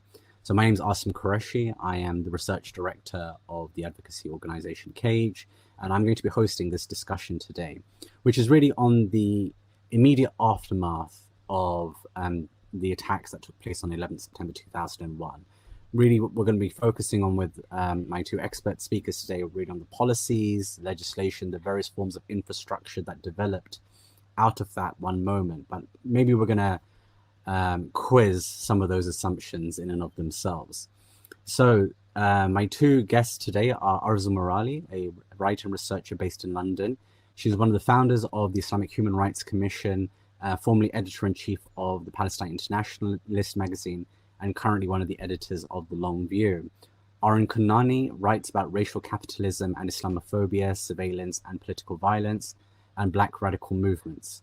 He is the author of The Muslims Are Coming, Islamophobia, Extremism, and the Domestic War on Terror, which was published by Verso, and The End of Tolerance, Racism in 21st Century Britain by Pluto.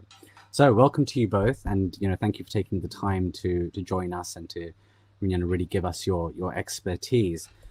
And just to get into it straight away, I wanted to ask you about the presentation of the 9/11 attacks as something that was exceptional and that required an exceptional response. How might you respond to that? Maybe Arzu, if I could start with you and then come to Aaron. Bismillah. Thanks to the organisers and us in particular, Aaron, for tolerating my thoughts on this topic. When I received your invitation, I totally agreed, and then it only sort of struck me afterwards with kind of terror that in my heart that I don't know what I am talking about. It's been 20 years of responding and then saying, oh, we shouldn't just be responding, we should be thinking of a big picture. And, this wasn't an exceptional moment to answer your question. And then looking back over things that we've done in that period and thinking, well, actually, we did not listen to that advice, or we were not able for legitimate reasons to act upon it. So back to this point about 9/11 as an exceptional moment, I think its exceptionality is only in that of the impact it had, firstly on Muslim communities, but then the kind of accelerated impact it had on wider issues around political space, for want of a better phrase. The idea that what happened was so awful, it triggered these responses, was one that I think a lot of us tried to sort of expose at the time as what are you talking about? Neither is this exceptional in terms of the level of violence. Neither was the response something new. At least in the United Kingdom, we already had two lots of legislation, 97, 2000, which were purporting to target this strange, undefinable terrorism, which was clearly targeting Muslim dissent, Muslim opposition.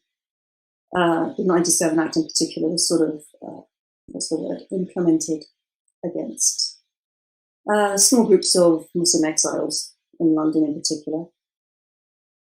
And that in itself was not also new. That was a kind of a rehashing of some of the stuff that had happened to the Irish community already, and we can start going back endlessly in terms of how the British state actually operates. So yes, 9/11 as an exceptional moment is a kind of amazing, amazing successful discourse that really defies any truth in the meaning in the actual conception of it. I will leave it there because otherwise I will take up 25 minutes. No worries at all, Aaron. Maybe just your initial thoughts on. Yeah. So yeah. Thanks to everyone involved in organising this, and I mean, I agree with everything that Arzu has just shared. I mean, I think the event of 9/11 becomes exceptional if you start history the day before, and if you remember the context of the 1990s, the end of history had been declared in the 1990s. That was not just a slogan that Francis Fukuyama, the American neocon, came up with, but a broader sensibility amongst ruling elites in the United States and the UK. And the idea was that all the conflicts are over, all the big ideological issues have been resolved, and liberal free market capitalism has won. And even the ANC in South Africa, having won their struggle against apartheid, agreed to a neoliberal post-apartheid South Africa.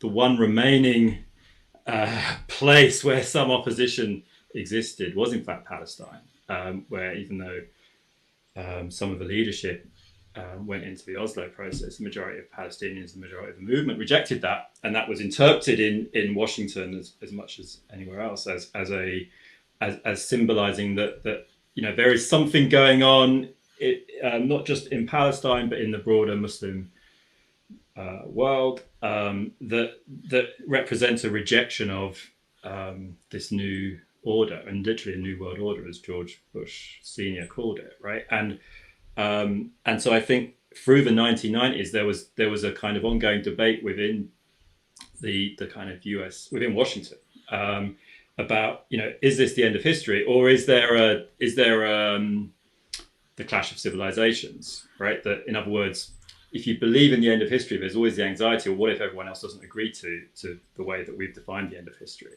and what if there's forces out there that want to oppose that, and the candidate that was constantly referred to was Islam, and 9/11, I think, for those people in Washington, kind of settled that debate, that now the world would be understood in terms of a clash of civilizations, and history was up and running again, and that was, I think that's the way that I make sense of why the event was, obviously on its own terms, the event is significant, right? Like it's a large number of people being killed on a single day in a single event. It was always going to be significant, but the real deeper kind of meaning of that event, I think, geopolitically, was that it shattered that consensus that the end of history might be upon us, and kind of everything that follows, I think, follows from that kind of the trauma, right, for the victors, that their victory was not what they thought it was, right?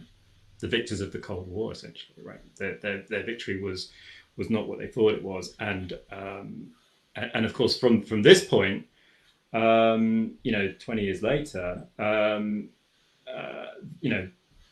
any idea that moment of the 1990s might have been some kind of stable new order has been pulled apart in all kinds of directions, whether it's the financial crisis of 2008, whether it's the rise of China, but 9/11 was in a way the first significant moment when that idea of the kind of permanent 1990s was shown to be flawed. No, thank you for that, both of you, and kind of just thinking about that a little bit more in terms of, the exception, or as Arosa mentioned, kind of the narrative, of the rhetoric that was created that exceptionalized 9/11. Aaron, obviously I'd like to hear from you as well, Arosa, but staying with you, Aaron, why did the US response take such a racist and imperialist form in the way that it was prosecuted? Because we've seen things like this before in the past, especially during colonial history, but like it seemed to mimic that. Yeah. Absolutely, and I think for me the reason is to do with precisely the shattering of that fantasy of victory that I was just speaking about, right? So I think sometimes we think of how how elites make decisions in terms of they're really smart and they know what they're doing and they find clever ways to cover up their real motives, and it's really about oil or it's really about resources. And I mean that's part of the story, but I think that there's also something that goes on where they're kind of pathological, right? And they don't really understand their own motivations for what they're doing, and that's where the racism comes in. And so I think what was happening was that a kind of fantasy of omnipotence that had emerged in the 1990s was shattered by 9/11, right? And that fantasy, they couldn't confront the fact that the US was no longer going to be the dominant power in the world for all time, which is what was becoming obvious, I think, in that moment. And so they project that anxiety, that kind of trauma onto an enemy, right? And that means a racial enemy, right? So I think what happened was that an idea emerged that said the only reason why in what they would have called the Muslim world, why there seems to be opposition to the US idea of what the world should be like. The only reason, it can't be because they have some legitimate grievances. It can't be that Palestinians are living under a colonial occupation. And so we're dealing with a straightforward, very, very familiar political issue that has a long history. It can't be that. It must be that there's something about Muslims or something about Arabs that just makes them kind of fanatical and violent and irrational, unable to succumb to what is obviously the more reasonable way to live. And that's where the racism comes in. That's where, as you say, Asim, a certain kind of colonial history gets reactivated because those tropes, have a long history in European colonialism, and we get a, and where it leads to, of course, is genocidal violence, right? I mean, I think when we look at what happened in the subsequent years of even the conservative kind of analysis. By conservative, I mean like the analysis that is trying to be very narrow in its definitions and not speculative. That kind of analysis of like how many people died in the subsequent wars, puts the number over 1 million. And so we're dealing with, at least 1 million people killed in wars that were both illegal and unnecessary, colonial wars, really. And the only way that you can explain that is if you understand that the victims of those wars were racialized in their Muslimness, right? And that's how they were dehumanized, and that's how their lives could be taken so easily by the US and the UK war machines. And we've never had any justice or accountability for that. I mean, people think it's boring now to talk about the Iraq War, but I mean, just the people, the cheerleaders and the planners of those wars, are still in business, and as we speak, conducting new campaigns of violence. So, that's what racism does, and that's, I think, what we saw happen in those years after 9/11. Thanks. And also, staying on that question with you, could you speak a little bit more about kind of the British response? I mean, I remember IHRC in the early years publishing reports like, Which Muslim Next, kind of a play on the Salem witch hunts in its title. But, you guys were cataloging, the racist discourse that accompanied the response to 9/11, in a lot of depth. Could you speak a little bit more about that UK response, please? I will do, but I wanted to just comment on something that Arun raised. And I think there is also an issue with regard to the US response, and it impacts my answer about the UK in a certain way as well, is that the US kind of, let's forget about the long history, and, it was founded on genocide, blah, blah, blah, blah, it's still structurally and always racist. It's been embroiled in any number of actual wars, physical wars, without end almost, since the end of the Second World War. And they take a racialized form every time.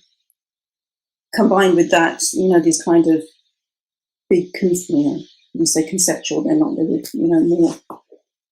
more distracting discourses, but wars on crime, wars on drugs, and now we have wars on terrorism. All of these, again, are racialized modes of violence. Okay, there isn't any other way around it, which, as Arun said, there's a kind of pathology behind it. It just is how it is. And this was another part of that. And I think that's one of the things that early on, when we were sort of responding, even in that UK moment, not really placing what was happening properly in what many of us had already understood to be what it is like to be in these kind of settings, the long history of structural racism and violence. And like I said in the beginning, for legitimate reasons, you're literally on a day-by-day basis. You mentioned those reports where we were logging all the cases. I mean, it could be anybody next. And it wasn't even a case of, I'd mentioned the 97 Act, and that was very specifically targeting a lot of political exiles. It could be, Mr. So-and-so in the shop down the road because of X, Y, and Z, or as, some of us knew some, human rights lawyers who, they left their wife and the wife got annoyed and told the police. he's a terrorist and ended up detained for 2 weeks or whatever. There was so much of that going on. You literally didn't know who was going to be next, if it was you going to be next, right? So extracting or sort of living through that, it's not possible to also have that kind of, or it's possible to have that overview, but you get subsumed in that narrative. And I think with regard to the UK's governmental state responses, there was a sort of being caught off guard because, even those of us who were not under any illusions about Labour did not expect them to be happy bedfellows with George W. Bush. He was, forget about the sort of, if you like, how cynically you want to be the fiction of right and left politics. He was a joke up until, the day before 9/11. So how suddenly we were ending up in that, deconstructing that, took a lot of courage to turn around and say, well, actually that's what states like this do. This is their nature. This is how they respond collectively, because, there are certain interests of the elites that run these countries which have got nothing to do with either the events that have happened or the aspirations of the people, or even, frankly, the dangers that people may or may not face on the ground. And I think that moment in the United Kingdom was really not articulated well enough, or understood well enough on the one hand, and on the other hand, it's kind of trauma, because we were just at that beginning of sort of the early days of a 24-hour news cycle. And I actually remember we were interviewing people that day in the office. The interviews were starting at 2:00, and literally as the first person sat down for interview, the phone started ringing, and people saying something weird is happening. These were people who were watching CNN on cable, and so we turned on the TV in the office, and it was just like we just had ITV. And all the channels were down because they couldn't cope with that news. Right? So it was kind of an impact caused by the media really failing in its duty to report in a way that wasn't kind of just an emotional outpouring of racism, frankly, undiluted kind of tropes and whatnot. I can imagine we all were watching that and were traumatized by the kind of pictures, but at some point somebody has to be the adult in the room, right? So we were sort of in that moment where you have political responses which should have been expected, but perhaps we just didn't want to believe that they were going to be there. We did want to be, and as much as you're saying that, the permanent 1990s, I think a lot of us also believed that things were getting better. We wanted to believe that, those of us working in race relations, etc. I thought, yeah, it's not like when I was a kid, or to the 1990s, whatever battles we've got, my kids are not going to face that. I didn't think in 2021 I'd be sitting and saying it's much worse for my kids than when I was growing up. Okay, so that's sort of being caught out, if you like, in a little fantasy that things are, moving forward in this kind of happy teleological fashion, and because that's how it works in the West. Really was exposed, and yet we couldn't kind of make it seem in the UK context. So it was, I think, let's see, 2001, 2003, 2005, I don't know after that how many more. Every other year we have a new anti-terrorism law. We're so securitizing now, things that we would have even talked about after 9/11, or, Owen just mentioned this before, and we're talking about the Iraq War. I don't think we can even easily say Tony Blair should be prosecuted for war crimes anymore without some, ending up on a list, or opinion piece in the Times calling for new laws to prescribe whoever said that. That's the sort of toxicity that we've ended up in, and it started before 9/11, but that gave it that impetus, and the UK government took advantage of it. They absolutely took advantage of that. They set up a kind of empire of, I'm wary of using the term elite, but a kind of empire of certain interests to always somehow be able to be in control of political space, and more in control of political space, so that, unsettling it becomes, it has to be revolutionary now, in a way kind of bucked what they even wanted to do, which is that it's forced people into more and more, what's the word, big picture solutions. Right, absolutely. Yeah, no, I mean, definitely everything that you say about that kind of 90s moment, right, which is kind of like, I remember being chased by skinheads in the 80s, you know, and coming into the 90s, like not experiencing that in the same way, you know, up until the, you know, the turn of 2000, and now being in a situation, of course, where I fear much more for my children in terms of everything that they have to face right now than I ever would have had they lived during the 80s. Like, you know, in the 80s, you know, if you got in a fight with skinheads and your black mates and, you know, kind of your Hindu mates and your Muslim mates and your Sikh mates were all kind of like fighting these guys together, right? This moment kind of produced an enemy or an other group in a way that, you know, I guess we hadn't really conceived of for ourselves before that moment came. I do want to talk a little bit more about kind of legislation in particular, but before I do, I just want to encourage our audience that if you'd like to ask a question that relates to any of the answers that the panelists are giving, please do put them in. We'll try and include those within almost like a discussion as we go along, but I will put aside hopefully 15-20 minutes at the end of this event, so in about 20 minutes time for any questions to be asked more generally too. But yeah, staying with you, Arzu, you know, I guess the question comes, you know, we're constantly fighting against the latest kind of egregious policy or piece of legislation or statement by a prime minister or a minister, right? Like it's always, we're outraged by the next thing. We issue press releases, we, you know, kind of condemn the impact that whatever new piece of legislation is.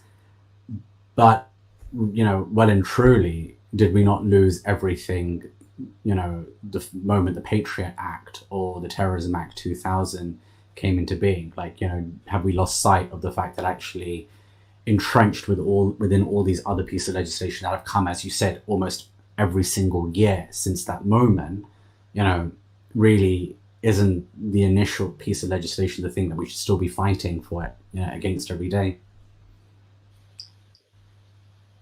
Yeah, I don't even know if it's about the legislation anymore. When I was looking back on it, and it's almost about the.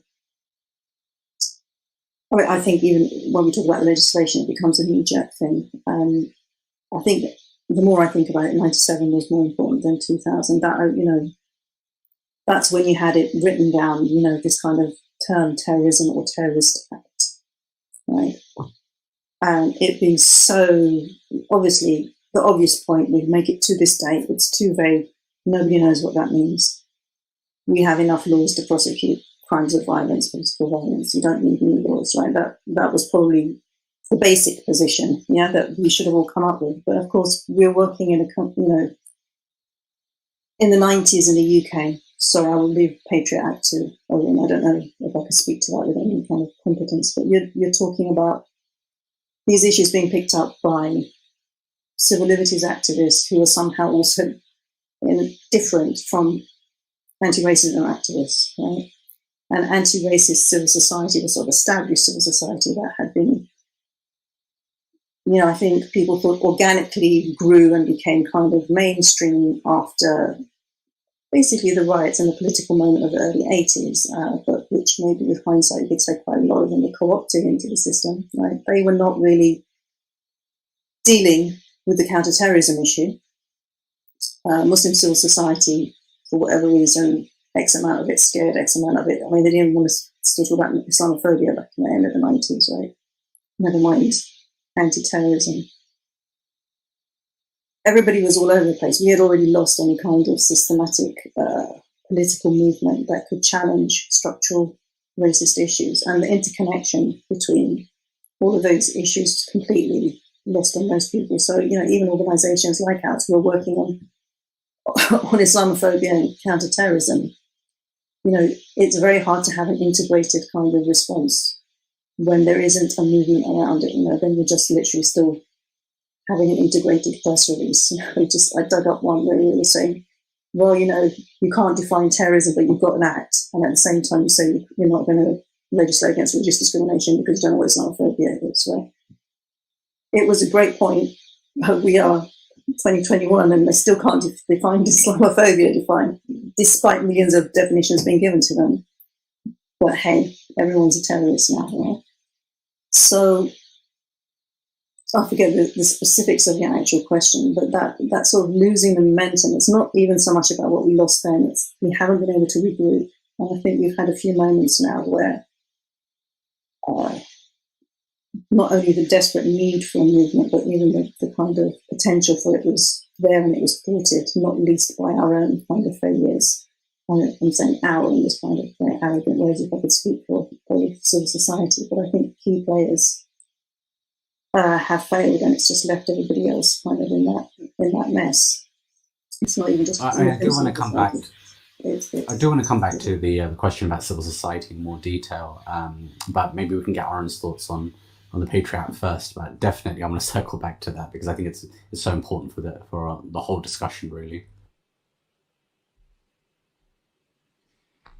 Yeah. So I mean, I think yes, there was a thing that happened, right, where in the days and weeks after 9/11, I think people, people like Cheney and Rumsfeld and those other folks all understood that this was an opportunity for their political agenda, even as they criticised anyone else for trying to think about the politics of the event, and they rolled things through very quick. And they, Tony Blair was open about it, right? He gave that speech where he said, the kaleidoscope has shaken up and we've got to put new things in place before the bits settle down again, and so that was basically him saying this is a moment and it's not going to be there forever, let's get things that we want now. And Guantanamo, Patriot Act, beginnings of mobilization for the Iraq War, all those things kind of started in the days and weeks after 9/11, war in Afghanistan, but I think and this kind of connects with what Arzu was just saying about this gap between civil liberties and anti-racism, right? So the Patriots Act is a good example here, right? Where so obviously there was a strong civil liberties community in the United States, various NGOs, networks of lawyers and so forth, who came out against Patriot Act, came out against Guantanamo for good, sound human rights reasons, and pushed those arguments, right through the following years in the face of, popular opposition, unpopular views they were holding, and that's to be commended, and those things obviously needed to be opposed. But the problem that we ran into as the years went on was what that did was, by focusing on those exceptional post 9/11 new things, it allowed us to ignore how all kinds of other things could go on that didn't require the Patriot Act and didn't require Guantanamo and so forth, right? So, when you look at the terrorism prosecutions in the United States, they rely on legislation that was drafted in the 1990s, just as the UK does, right? It relies on the material support statute from legislation that was rolled out under the Bill Clinton administration, and no civil liberties organisations were interested in that. No civil liberties organisations were interested in the treatment of prisoners on terrorism charges in federal prisons within the United States, because all the attention was on Guantanamo. So, I think over time we've run into that problem, right? And it kind of run into the limitations of the that kind of narrowly defined civil liberties kind of human rights discourse. So there was a kind of eventually a stylized debate in the US, right? On the one side, the Bush administration with all its claims of exceptionalism and state of emergency, and on the other side, the human rights community is saying, well, no, Guantanamo is going to be counterproductive and it violates human rights, and necessary debate, but at the same time we missed a whole load of things that in the end will probably be more important. The war on terror becomes permanent precisely because it becomes an alliance of shared assumptions between conservatives who created it and the liberals who initially opposed certain parts of it but end up agreeing to a lot of it. And that's why the infrastructure is still in place. It survived the Obama years and will survive the Biden years. Yeah, no, thank you for that. I mean, it reminds me a lot of the torture debate, particularly in America, where, you know, so much of the debate focuses around waterboarding that, you know, something like sleep deprivation, which is internationally recognized as being a form of torture, just doesn't get any of the headlines whatsoever. So when, for example, the FBI are systemically using or taking advantage of it within certain interrogations, those are still considered to be clean interrogations, even though they're actively involved in a process of torture. So yeah, I think it's quite interesting. Both of you mentioned this you know, kind of the specter of liberal civil society and the way in some ways they maintain the racism, I guess, of these systems and structures.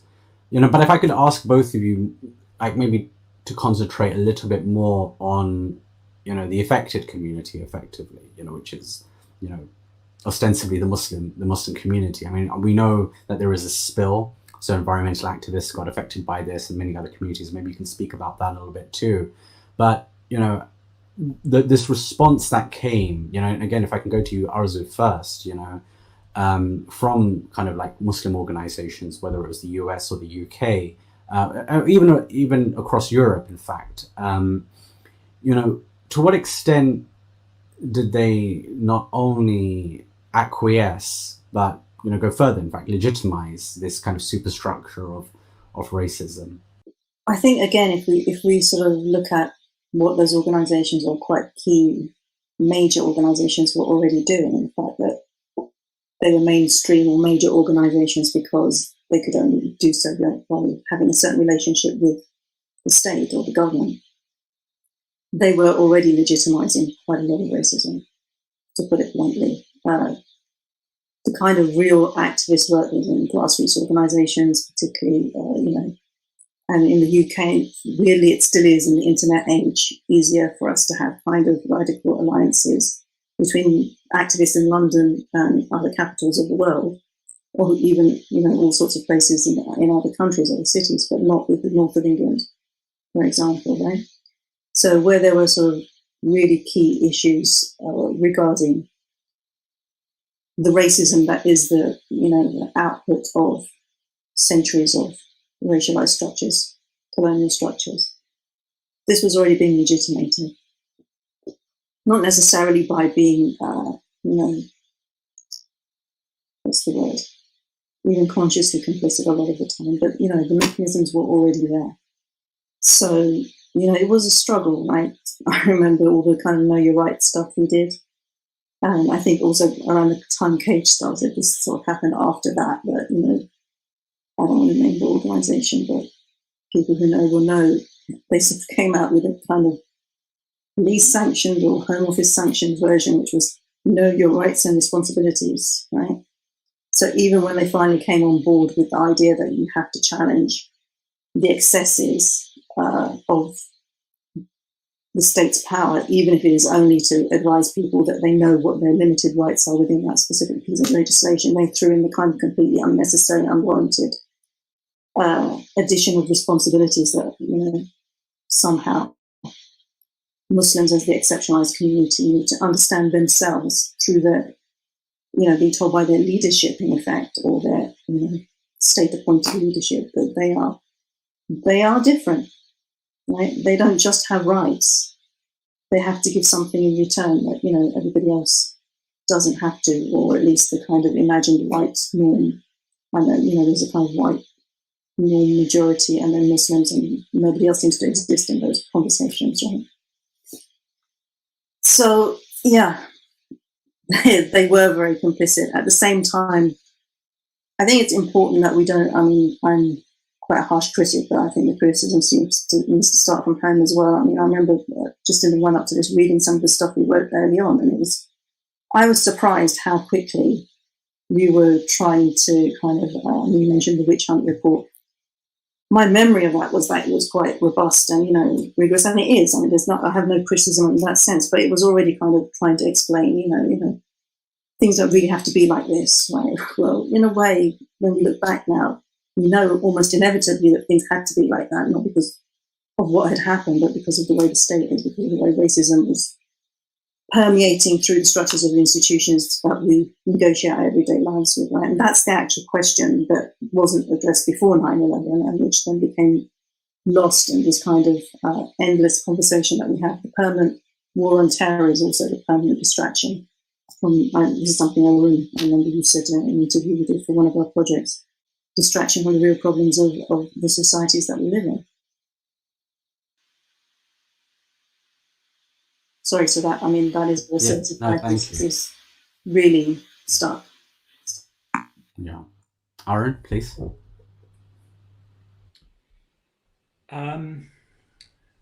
Yeah, I mean, I think the way into this for me would be to think about how to kind of pick up on that stuff we were talking about a minute ago about what happened in the 90s, where it seemed like there was some kind of new kind of consensus emerging, that you might associate with the Macpherson report. Our kids wouldn't have to deal with some of the things we dealt with, and it seems to me that even if 9/11 hadn't happened, and even if 7/7 hadn't happened, the discourse of terrorism would have been one of the key ways that possible emerging consensus was stemmed and kind of unwound, and that was already happening in the 1990s with the 97 Act, with the 2000 Act. It was clear that there was what was going on within the Tony Blair government was an idea that a certain kind of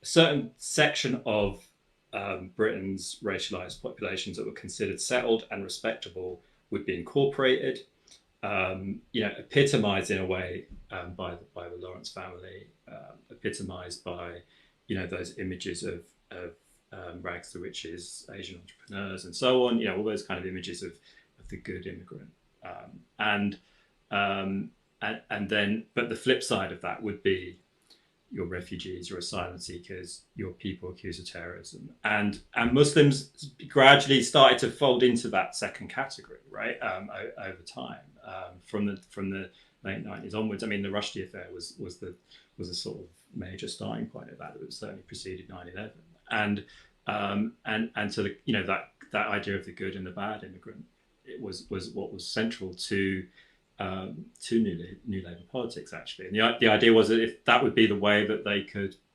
continue to, the idea was that they would have to throw a certain kind of more radical anti-racism away in order to maintain the legitimacy of their kind of mainstream social democratic politics, to the extent they still had some, in the face of possible tabloid criticisms and so on, right? So, that was obviously the calculation they were making politically. And what they didn't anticipate is that would come back to bite them, right? And so, 10 years down the road, they lose elections and never recover because of the very forces they've unleashed. Since 2007, they've been politically marginalized under all their leaders, really. Because of the power of a certain discourse of Islamophobia, a certain discourse of counterterrorism, of the danger that immigrants might represent in terms of asylum seekers and refugees. All that has come back to bite them, and they kind of really are responsible for digging their own grave in that sense. And the Corbyn period was they didn't really do enough to try and challenge that. To put it mildly. So what that has meant is this kind of constant process whereby I think for Muslims in particular, there's a feeling of a certain kind of possible story of integration that might have been told in the 90s, just kind of gradually ebbing away, and this huge weight of kind of surveillance, constant questioning, constant pillorying, constant having to justify yourself, for your very existence, that is the kind of cultural, kind of everyday expression of that political project, that has its origins in New Labour. I mean, I think we need to, all of its legislation really is I mean, it's a New Labour project that Cameron and subsequent administrations took on, right? But it's a New Labour project, the whole architecture of counter-terrorism legislation in the UK, and you can't really understand why Brexit happened unless you understand that. I mean, the last, I mean, no one talks about this, but it was the story about the EU enabling immigrants from Turkey and Syria that was the thing that swung Brexit in that last week, when the opinion switched in favour of Brexit by a couple of percentage points. So that's all part of that legacy, I mean, add that to the list of Tony Blair's war crimes, because let's say that he is a war criminal. So there's a lot that we don't talk about, I think, enough in the mainstream political discussions in the UK, about day-to-day politics of Brexit, of immigration and so forth. We don't link it back to that period, and we don't put Islamophobia as the one of the key parts of that story in its right place. The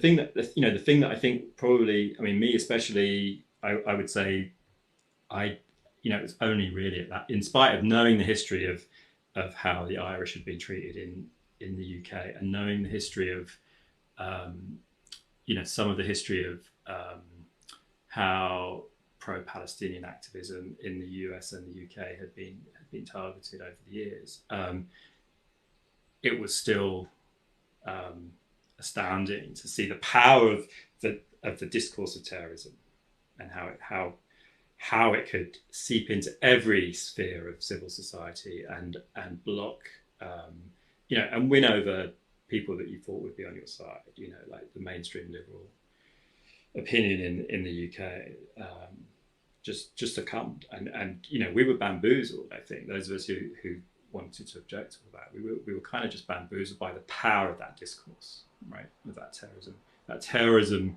conversation. Then add to that over the following years, extremism, radicalization, that whole vocabulary that emerges, and those terms were new. Like no one talked about extremism, radicalization before like 2003 or so. But that whole new vocabulary became more, added more power to that armory of the discourse of terrorism that just was able to block, and it was just able to mobilize so much repression that I don't think I certainly wouldn't have been able to imagine that happening on September the 10th, 2001. That's great, really great from both of you. Thank you. And definitely a lot to think about, especially in terms of like how we might now think about actively resisting this. I mean, it's funny because so much ground has been lost. You almost at times feel like it's an impossibility, but does that mean that we stop our efforts? I think the fact that we're all doing what we do suggests that we hold out for some kind of hope that we can affect some kind of change in some place, I guess. And I do want to get into a question of kind of the efficacy of our actions, but I want to go to this question that we were asked, which is going back to Arzu's point about the limitations of focusing on laws. What can our strategies look like in terms of tackling non-legislative policies, for example, CBE policies, and the wider political culture that laws are embedded in? So maybe I can stay with you, Aaron, for that one, and then come to Arzu then after that. And you can see the question. I don't know if both of you can see it, but you can read it in the question box. Yeah, great question. So I mean, I think when it comes to like in the UK, the prevent policy, one of the things that's always struck me about that is how, so, you know, in its original conception, the prevent policy was presented as a community partnership policy, right? And so its vulnerability was always that it required a community partner, right? And so I think, you know, more or less it's accurate to say that once we exposed it and started talking about it and started raising our concerns with it, Muslim communities pulled away from it to a significant enough degree that there was no longer a substantial community partner for the project. And so that's why then they have to bring in legislation to say, all right, well, community wants to pull away, we'll create a structure that involves, you know, forcing it on schools and colleges and hospitals and so on and so on, right? But then, you know, the next stage of the political history of prevent is that those institutions start to resist it as well, institutionally rather than in a community sense, right? And so, you know, the history of prevent is a constant series of the government failing to impose it on the partners that are supposed to be partnered with it. So, you know, I mean, the policy exists and it's implemented, but it feels very fragile always, and it feels like there's huge resistance just beneath the surface always, right? Like, I know a lot of teachers don't, even though they're supposed to report things, they don't, right? So it's kind of that kind of hidden passive resistance to it, right? And that's the reality of it. And and I think, you know, we can generalize that to, you know, wherever there is a CV policy in the world, it is always vulnerable to that kind of approach of refusing to participate in it. And once you get to the point where civil society doesn't want to participate in it, there is no CVE without some kind of partnership outside of, you know, that's what CVE is by definition. So it has that vulnerability, and I would advocate anyone who is involved in, you know, in CVE engagement in their work or whatever, to just simply withdraw, whether you do that privately or even better as part of a campaign, because they can be defeated that way. Thank you. That's great, Arzu. I think, as Arun said, I'm always the one who sounds terribly pessimistic. But there have been lots of campaigns and lots of successes. Even when I said, okay, we focused too much and it was too knee-jerk, there were lots of things that did happen that you can chalk down as a success, or, you know, at least a pushback of some sort. I think the place where we failed, and this is the place where we need to really, I don't know if we want a better word, just get our act together, is the fact that there isn't a kind of systematic attempt to address the wider problems. Okay, so we are not able to connect these different challenges together, not only with the bigger picture of we have a problem with anti-terrorism or CVE, whether it's through prevent or whether it's through laws, but that actually this is also the outcome of racism at the institutional structural levels in this country. And it requires a civil society leadership, whether it's Muslims or whether it's, you know, the established civil liberties organizations, who are willing to basically come out and say, not, oh, this is racist in the mildest way, where, you know, people are accidentally being racist without realizing it. And I'm sure if they understood what was wrong, it would be fixed. Hence, you know, we sit down and write all these endless briefings about, you know, how this or that is a violation of XYZ Human Rights Convention. It's actually the point where you have to say it's a rotten system and it's time we change it. Okay, and it requires some what's the word?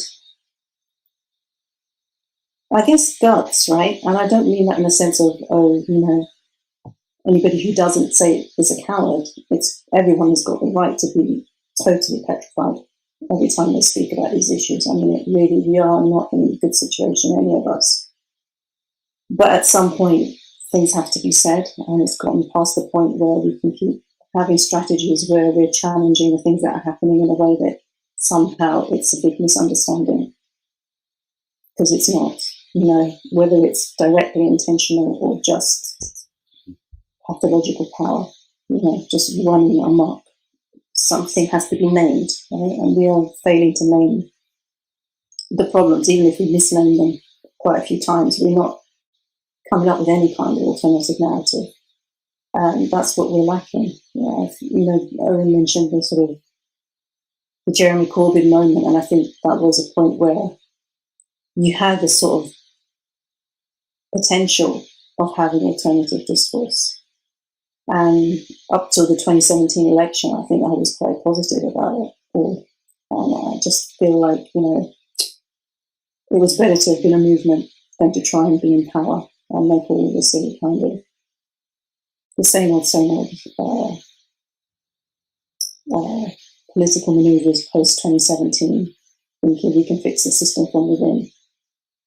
There has to be some kind of more systematic way of understanding that, we can have these responses, whether we're talking about legislation in this way, we can at the same time have strands of critique that are talking about systemic issues, and we can also be calling for a completely different world, and at the same time be, practitioners under, I don't know what human rights legislation we've got remaining, but whatever is left. And none of that is a contradiction. And where we've been sort of scuppered is that all of those different modus operandi have been put in competition with each other within civil society. Right? We all think we've only got the right way of doing it, rather than actually these could all be facets of a movement. And none of them have got the solution in and of themselves. So that is the challenge, right? How do we make this work more efficiently, for want of a better phrasing? I just regurgitated a bit of capitalism, to make it work, because we're in some ways we are fighting out each other more over you're not doing it right, as opposed to let's just do what we can and then learn from that and go to the next step.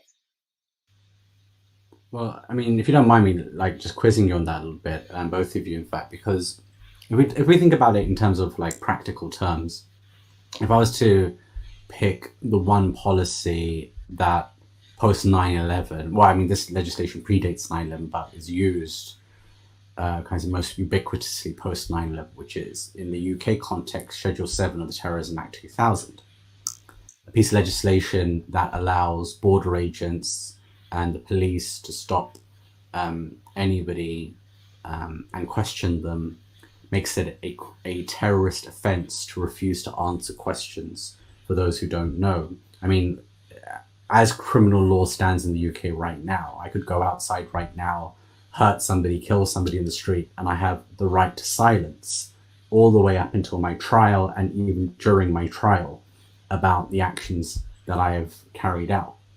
If I am at an airport and I get stopped by border agents of the police, if they ask me a question like, how many times a day do you pray? Which they regularly do ask people, or how religious do you consider yourself, or which mosque do you attend? If I say I refuse to answer that question, I have committed a terrorist offense because I refuse to answer a question that they ask, right? I will be charged potentially and convicted of having committed a terrorist offense. So when I think about the one piece of legislation that is most harmful in its kind of discriminatory form in terms of structurally as well as its impact, I can't really think of too many things that go beyond Schedule 7.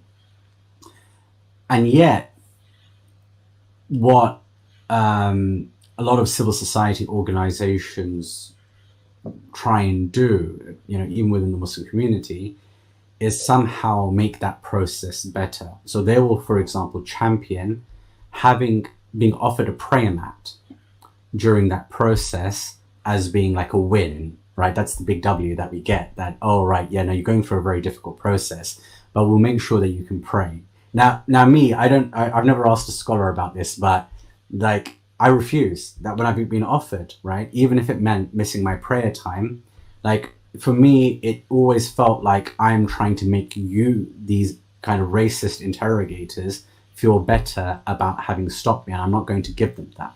I would much rather feel terrible in myself for having missed a prayer and praying it late than give them any ounce of feeling comforted by me.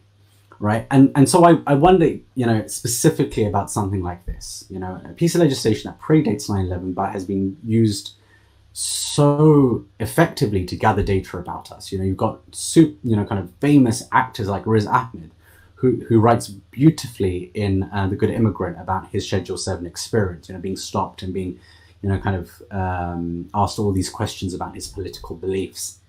And so many people have written about this.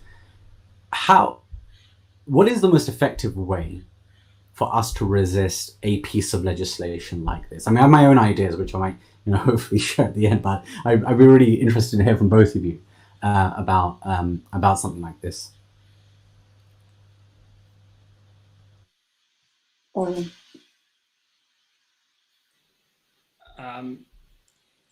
Yeah, that's a very easy question, Asim. No difficulties there at all. I mean, the first thing I would say is, you know, it is a victory in itself that you know, Cage exists and that IHRC exists at this point after so many attempts to shut them down, and after, you know, I mean, the full weight of the state has been used to try and do that, and you're still going, right? And without organizations, you know, any discussion about tactics just becomes meaningless, because you need the organization to implement a tactic, right? And I think it's I mean, I don't think I don't feel comfortable kind of trying to, you know, from where I'm sitting, trying to lay out some kind of program for challenge. But what I would say is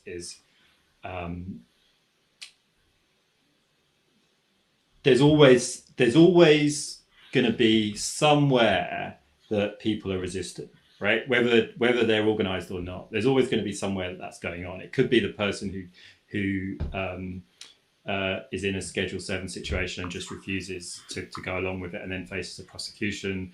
Or it could be, you know, someone who just is a kid who refuses to be stopped, searched on the street under Terrorism Act and gets arrested, or whatever it is. There's always going to be things like that happening, because a oppressive system always produces some acts of resistance, no matter how terrified people are. And you know, the what you were just describing, Asim, about, you know, asking for a prayer mat it's a symptom of weakness, isn't it? Because we have an empire that uses ideas of multiculturalism and religious tolerance to legitimize its oppression, and so that's why you get, you know, these kinds of recommendations coming up on our side, because it fits with the system's own way of thinking. I mean, it fits with, you know, the fact that you know, the one thing you get in Guantanamo is a copy of the Quran, and that's how the system says, well, you know, look how much we respect Islam, right? And so but wherever, you know, because there's always going to be resistance somewhere, it seems to me what you do is rather than starting with a particular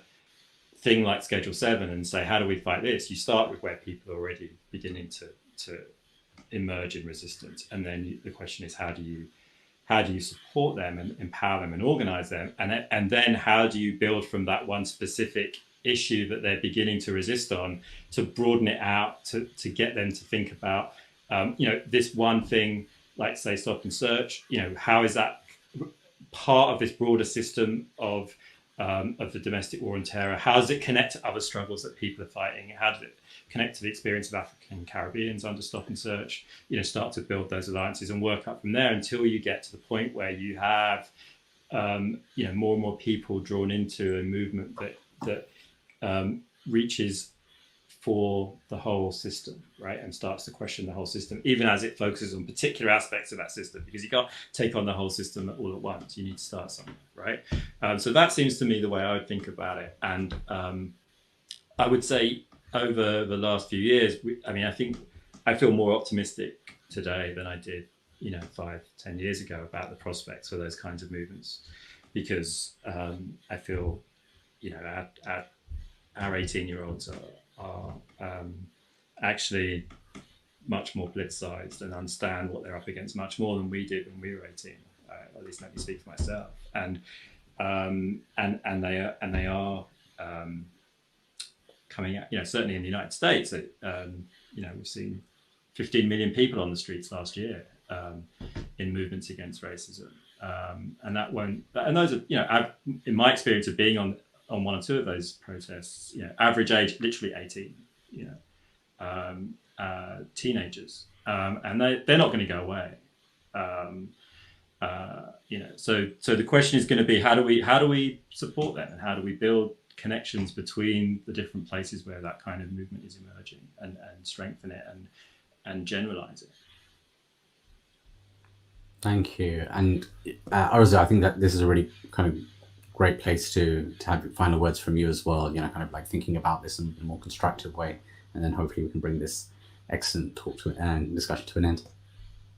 I mean, I concur with pretty much everything Owen just said. And that linking up the resistance to that one bit with, as he said, you know, stops under terrorism, that sus laws, you know, we're just opening up the circles of understanding. This is really key. And I think, I didn't know about the getting a prayer mat being a win. I have no idea who that's from, but that is shocking. But at the same time, part of me is there, well, okay, somehow we also have to have communication with those types of activists, right? And I think, you know, in as much as the young are quite politicized, we have to, you know, find a way of getting them to also see, do not make the same mistakes we did, do not get co-opted, do not get distracted. But with these types of organizations, and having that kind of understanding of people like ourselves to be self-critical as well, that, okay, the things we think are wins are not necessarily wins. Just to leave it on my own wonderful experience of Schedule 7, where me, I'm at that time 12-year-old and 8-year-old were pulled over on our way out to Iran. And so that was about 8-9 years ago, I guess. We went through the whole complaints procedure, right? And these are people who explicitly said to us, you've been scheduled. So they didn't say it to begin with, but, you know, we knew what we were doing. So we said, is this a schedule? So yes. Went through 3 years of complaints, at the end of which we were told there is no complaint to be heard because actually it wasn't a schedule 7, right? So when the when the case is black and white, right, you still don't win. So it's kind of being able to somehow take the idea that, you know, you're not going to win through using the system, you know, whether it's little tokens of multicultural tolerance and acceptance, or whether it's its human rights narrative, or whether it's this wonderful, you know, we're great with this in the UK, the kind of, you know, bureaucratic complaints procedure, you know, at the end of it, you get your bins collected on the right day, or, you know, somebody will apologise to you for Schedule 7. Well, yeah, you might get your bins collected eventually, but the Schedule 7 win isn't there, right? It's kind of getting that knowledge wider, and that's a struggle in itself, but that might also be a win in itself. You know, maybe our generation are not going to have the successes, but at least we have to stop hemorrhaging of what we've been hemorrhaging, basically. So maybe not as optimistic as I should be, but for people who know me, that's pretty optimistic, right? I mean, you know, I think, thank you to you both again, you know, for all of your really wonderful insights throughout this last hour. I think one of the things that's really important for me, reflecting on what both of you have been saying throughout this discussion, is it's so important, especially for that next generation, to really take these wisdoms that you're giving, because if you don't have that long view of history, if you don't have that longer view of the kind of activism that is taking place, then you can sometimes get these activists who come along and say, well, X, Y, Z has never been tried, except it nearly always has been tried. Like, there's always been somebody who has tried something, one aspect of dialogue with, you know, kind of the system or the structure of injustice, right? And nearly always it's failed, right? Like the reason why we're at where we're at is because of the different types of concessions and the grounds that have been given over so many years. And so I think this discussion was a really useful exercise in just reminding us that a lot of work has been done. There's been a lot of movement building. There's been a lot of engagement and non-engagement too. And if we lose kind of sight of that history, then we're just going to constantly replicate all the mistakes that were made in the past. So, you know, thank you again for obviously all the work that you already do, but for taking your time for us as well. So, and thanks to the Polis Project and my colleagues at Cage for putting this all together. And hopefully we'll have many more actions, in the lead up to, kind of the 20th anniversary of 9/11, but of course, really thinking about the impact of that on communities around the world. So I hope everybody has a great remainder of their day.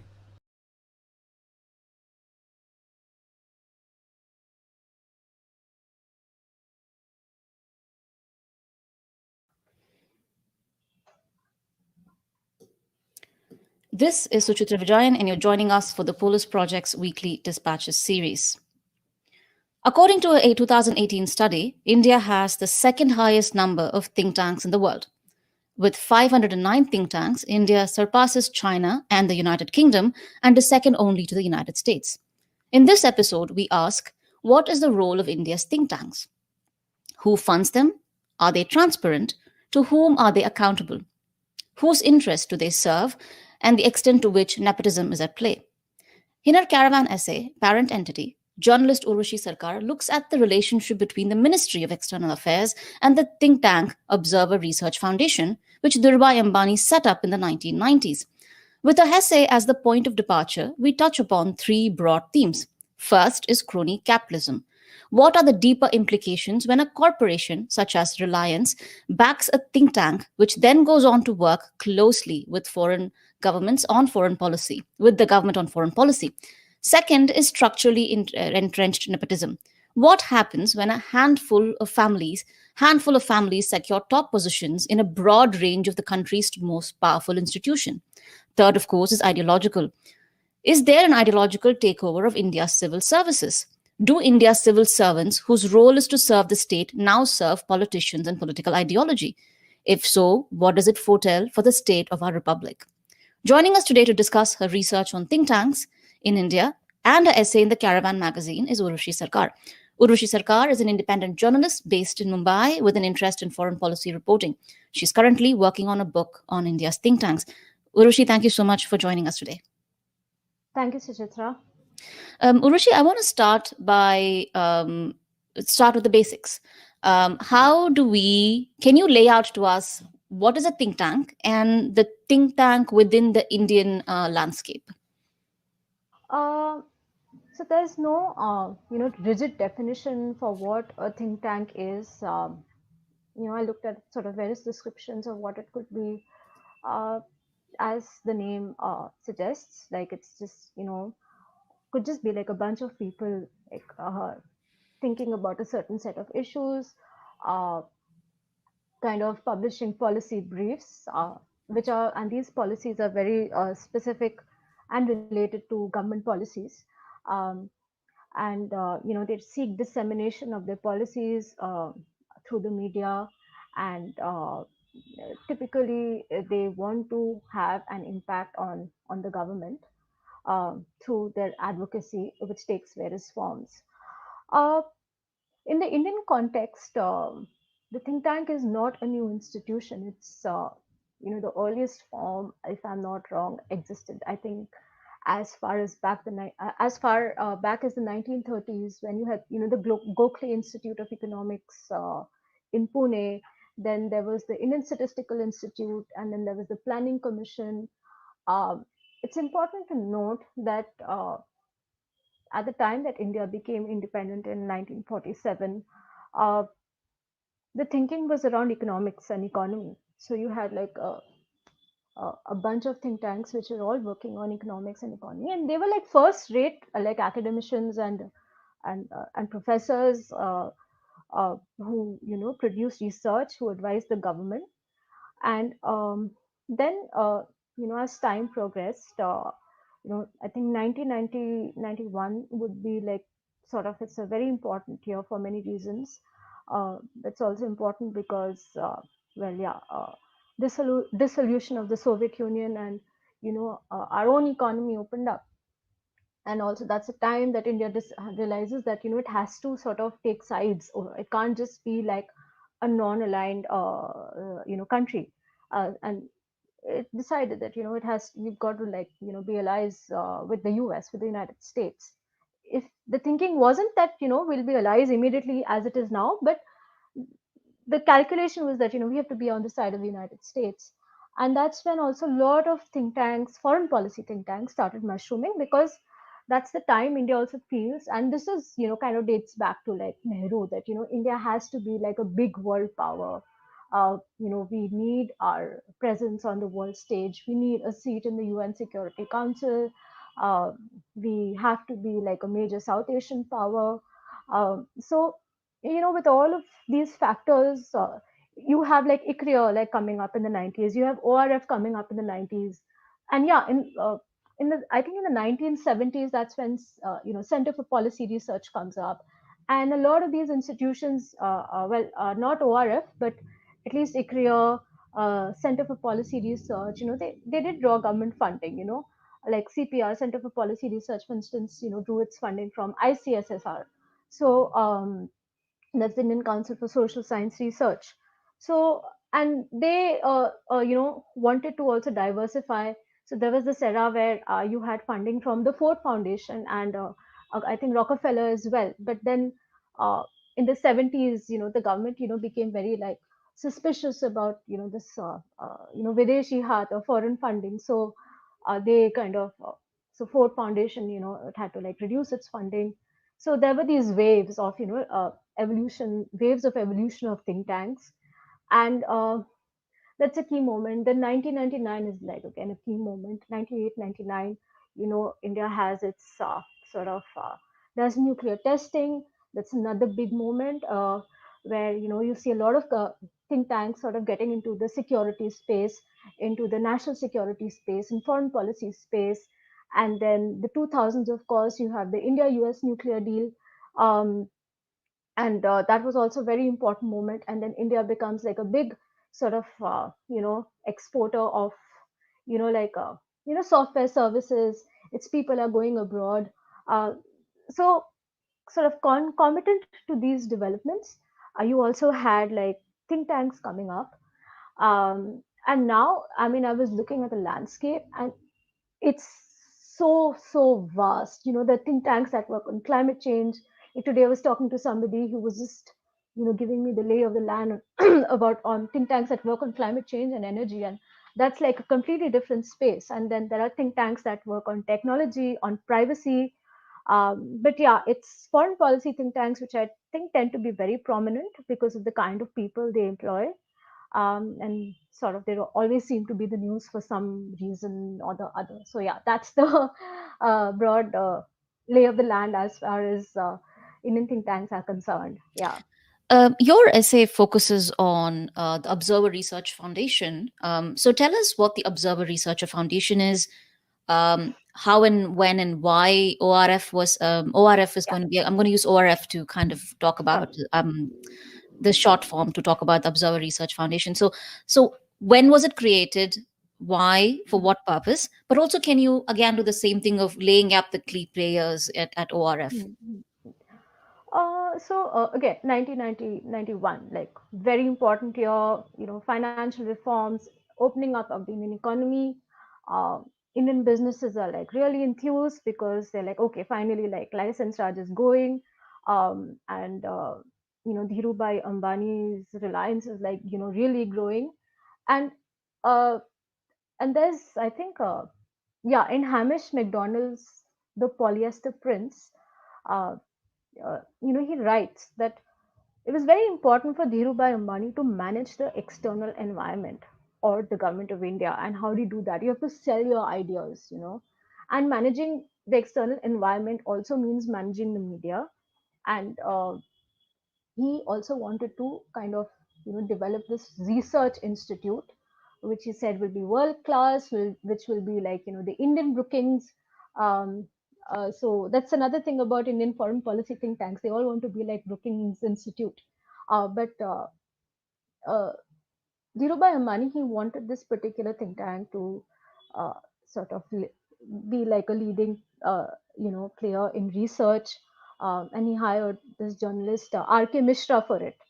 Um, and R.K. Mishra had like wide connections. Like he was very, very widely, sort of known. He was close to the Congress. He had connections all over. In fact, there's this book called A Brahmin Without Caste, which is just like a profile of R.K. Mishra, where various political and media luminaries paid their ode to R.K. Mishra, including Mukesh Ambani. So, ORF gets launched in the 90s. It's not very big. It's still kind of small. They're doing work on Central Asia because, Central Asia is an important area for the Ambanis because of energy exploration. And in fact, R.K. Mishra, it is said that he was also, part of the back channel between India and Pakistan, especially, when Vajpayee was in power.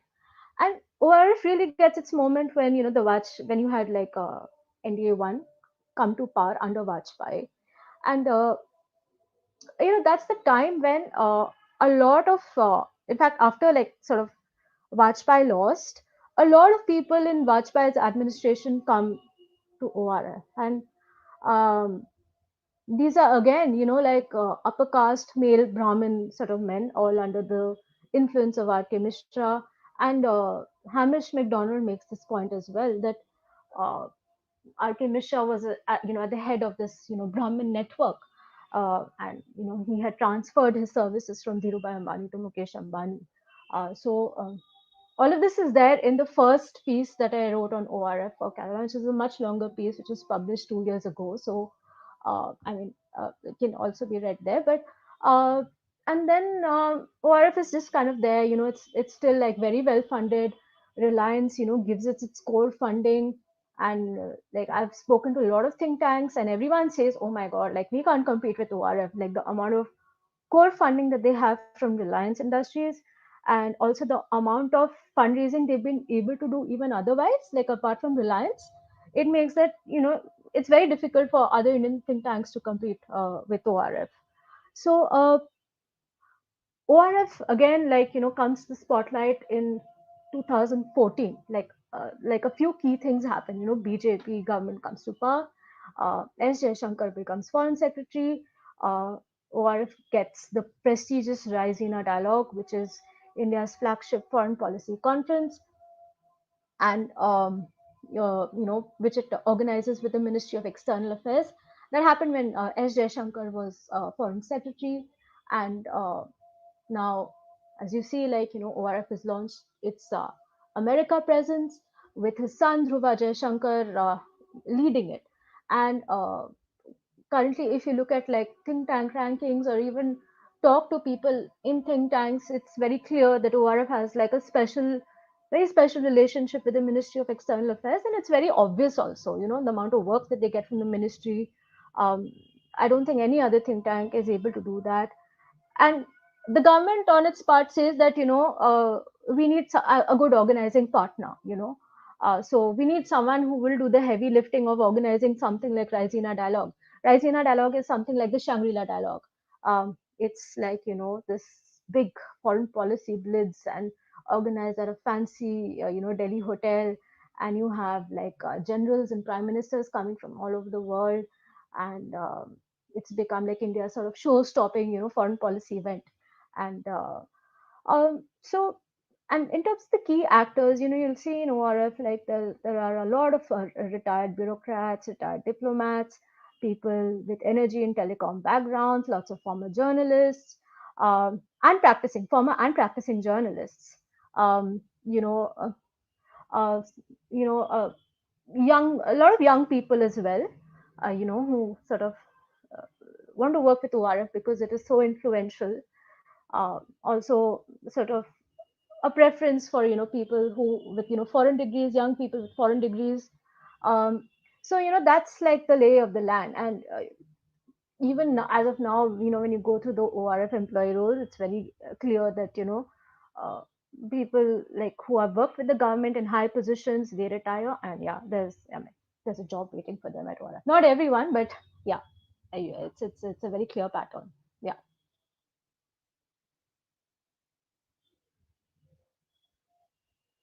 Hello. Can you hear me now? Yes, I can. Yeah. So I really appreciate the fact that you brought up both the polyester prince and the Brahmin without the caste. Polyester prince was banned in India for the longest of time, and then Right. re-released as Ambani and Sons with a much Okay. less with a lot of edits to it. And of course, the Brahmin without the caste is also, I feel, is pretty much now the story of the Republic and Republic's ruling caste. Um, I want to kind of really go in, and to talk about the interpersonal relationships and how deeply entrenched nepotism is, and how a few handful of families tend to think and control, and again, the roll call. But I also want to connect that to the funding that you talked about. Can you tell us that how are these think tanks funds are funded? You already said that Reliance is a big funder, but as against, say, how non-profits are funded. For example, if you're a non-profit in India, it's almost impossible to get foreign funding. But is it correct that think tanks, of course, can now get foreign funding? Can you talk to us about more about the role of money in all of this? No, I think even think tanks are sort of subject to the same rules. It's not, as far as I know, I don't think you can, a special exception for think tanks to get foreign funding. Uh, but so what happens is think tanks usually they have a core funder. Uh, for example, Reliance Industries for ORF, the Mahindras, and I think Bajaj. No, I'm sorry, I think. But yeah, Gateway House has like two or three like co-funders, corporate funders, which give funding to Gateway House. Then there's the Shakti Energy Foundation, which I think gets funding from Godrej. And then there are like these other funders, like for example, ORF is transparent about its declaration of contributions. If you like go to the website, you can download their declaration of contributions. It tells you in a particular quarter who gave them money, what were the domestic sources, what were the foreign sources. So domestic sources are obviously fewer, but for foreign sources like the UN gives money, German foundations give money, DFID gives money, then a lot of like sort of foundations in the Middle East also they give money. I did notice that there was a big spike in ORF's foreign funding after they got the Raisina dialogue. I'm not sure if they were in violation of FCRA. I didn't get into that. Uh, Maybe not, but there are rules that govern foreign funding. You just can't like have and the government is like very like strictly like watching like who is funding whom. So it's not that easy to get like a huge amount of foreign funding all of a sudden. It's not that easy, especially if you don't have an FCRA registration. Yeah. And can you talk to us a little bit more about this? Something that you raise as well is about the growing prominence of think tanks decision making in India and the decision making Hmm. structures and Hmm. transparency. Can you walk us through that? How do these think tanks affect foreign policy? Do they affect foreign policy? If so, are these decision makings open, transparent? Could you walk us through that, please? Also, at this moment, we are taking audience questions, so please send us your audience questions. Urvashi, please. Uh, I've kind of been looking at this particular question that you raised about influence, how think tanks influence government and how government influence think tanks. In the United States, it's very clear. It's how that think tanks do influence government, and they're accepted sort of factor in US politics. Um, Even like lobbying is like an accepted practice in the United States. It's you have to register yourself, and there are declarations you need to make. In India, it's not like that as yet. So think tanks are somewhere in that uh, in that blurry space, and I think that the government still isn't kind of reading a paper by a think tank. And that's my understanding. It's not reading a paper by a think tank and saying, oh yeah, great idea, let's implement this. I don't quite think it happens like that, but there are other ways in which think tanks are exerting influence. For example, I was talking to somebody today who's sort of in the climate energy space, and he talked about this one particular think tank which is very close to the government and is like there in all the climate negotiations. And just advising the government on numbers, on data, preparing papers. So, under the BJP government, like specific think tanks have been demarcated for specific work. So if you want a big foreign policy conference, it's ORF.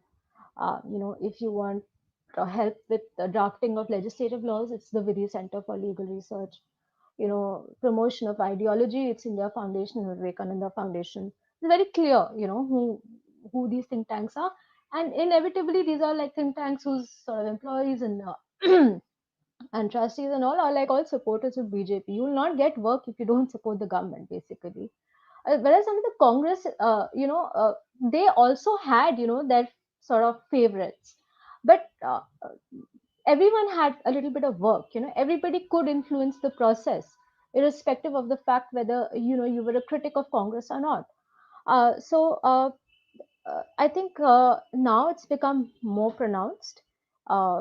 Like there are like gatekeepers, and if you are a critic of the BJP government, a critic of Modi, you are unlikely, your think tank is unlikely to go to get much work. And I know of think tanks, including foreign policy ones, which have sort of, there's a clear decline in their profile after the BJP government, came in. Decline in profile, decline in funding, and sort of almost they've become like sort of almost really, it's like it's not pathetic, but it's a sad state of affairs where because they've been critics of the government, they've lost out on a lot of opportunities.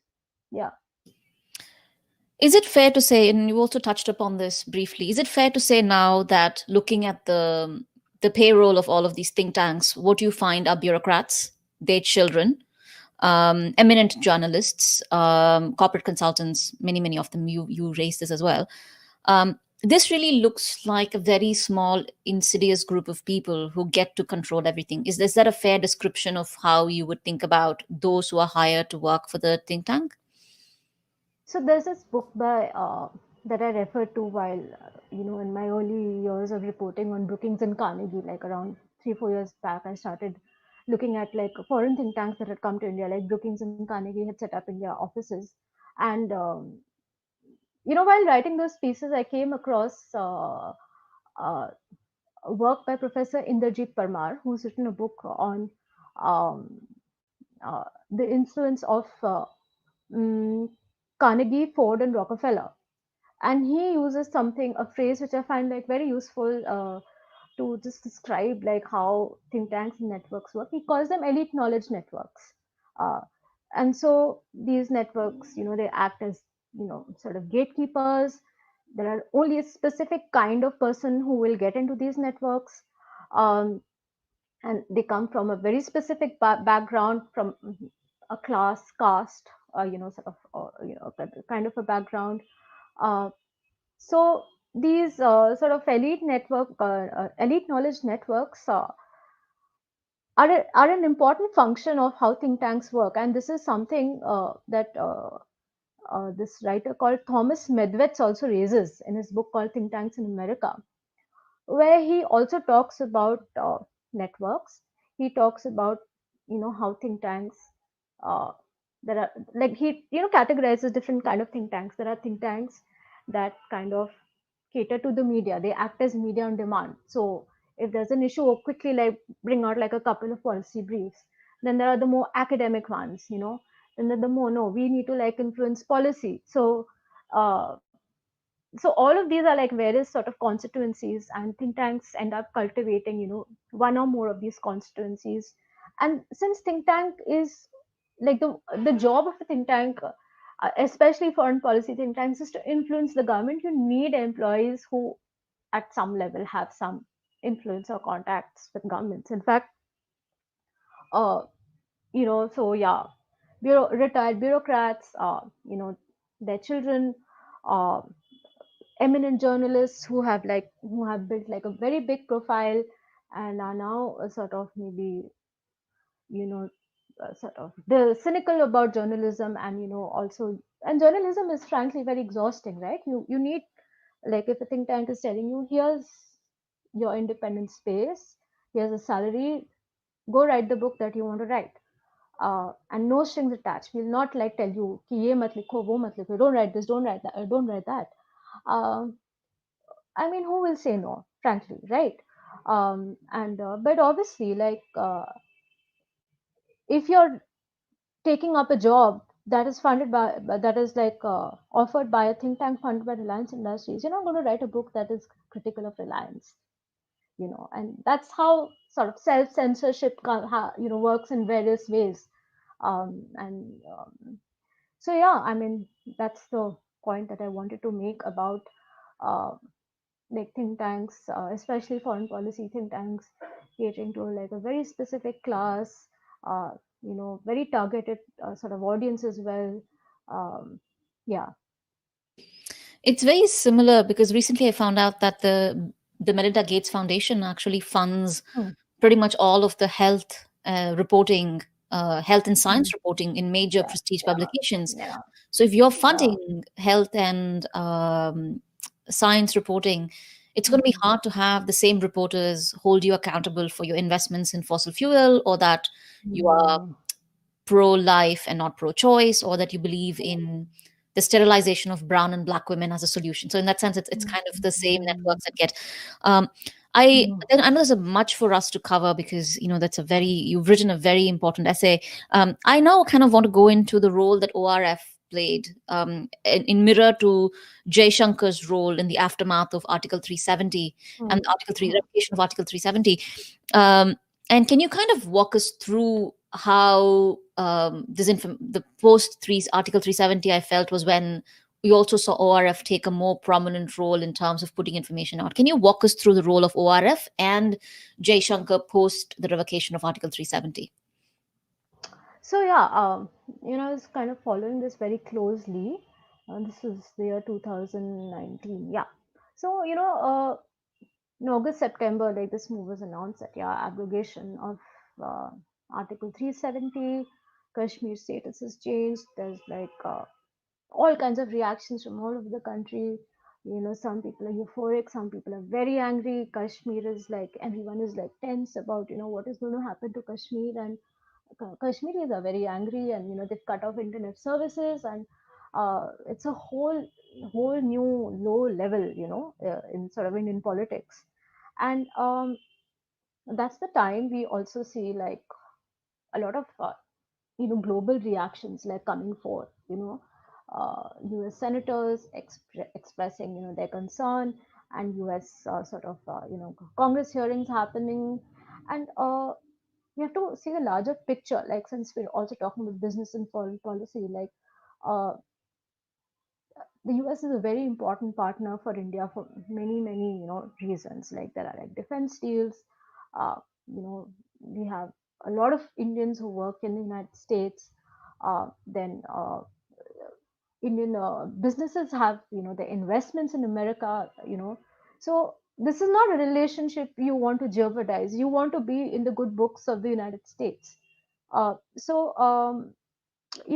a time, they also, like Indian government uh, hired, I think, Cornerstone government services, like it's a lobbying firm in the United States. And this is the time when Modi goes to America, for the UN, for the UNGA, and Jaishankar goes as well.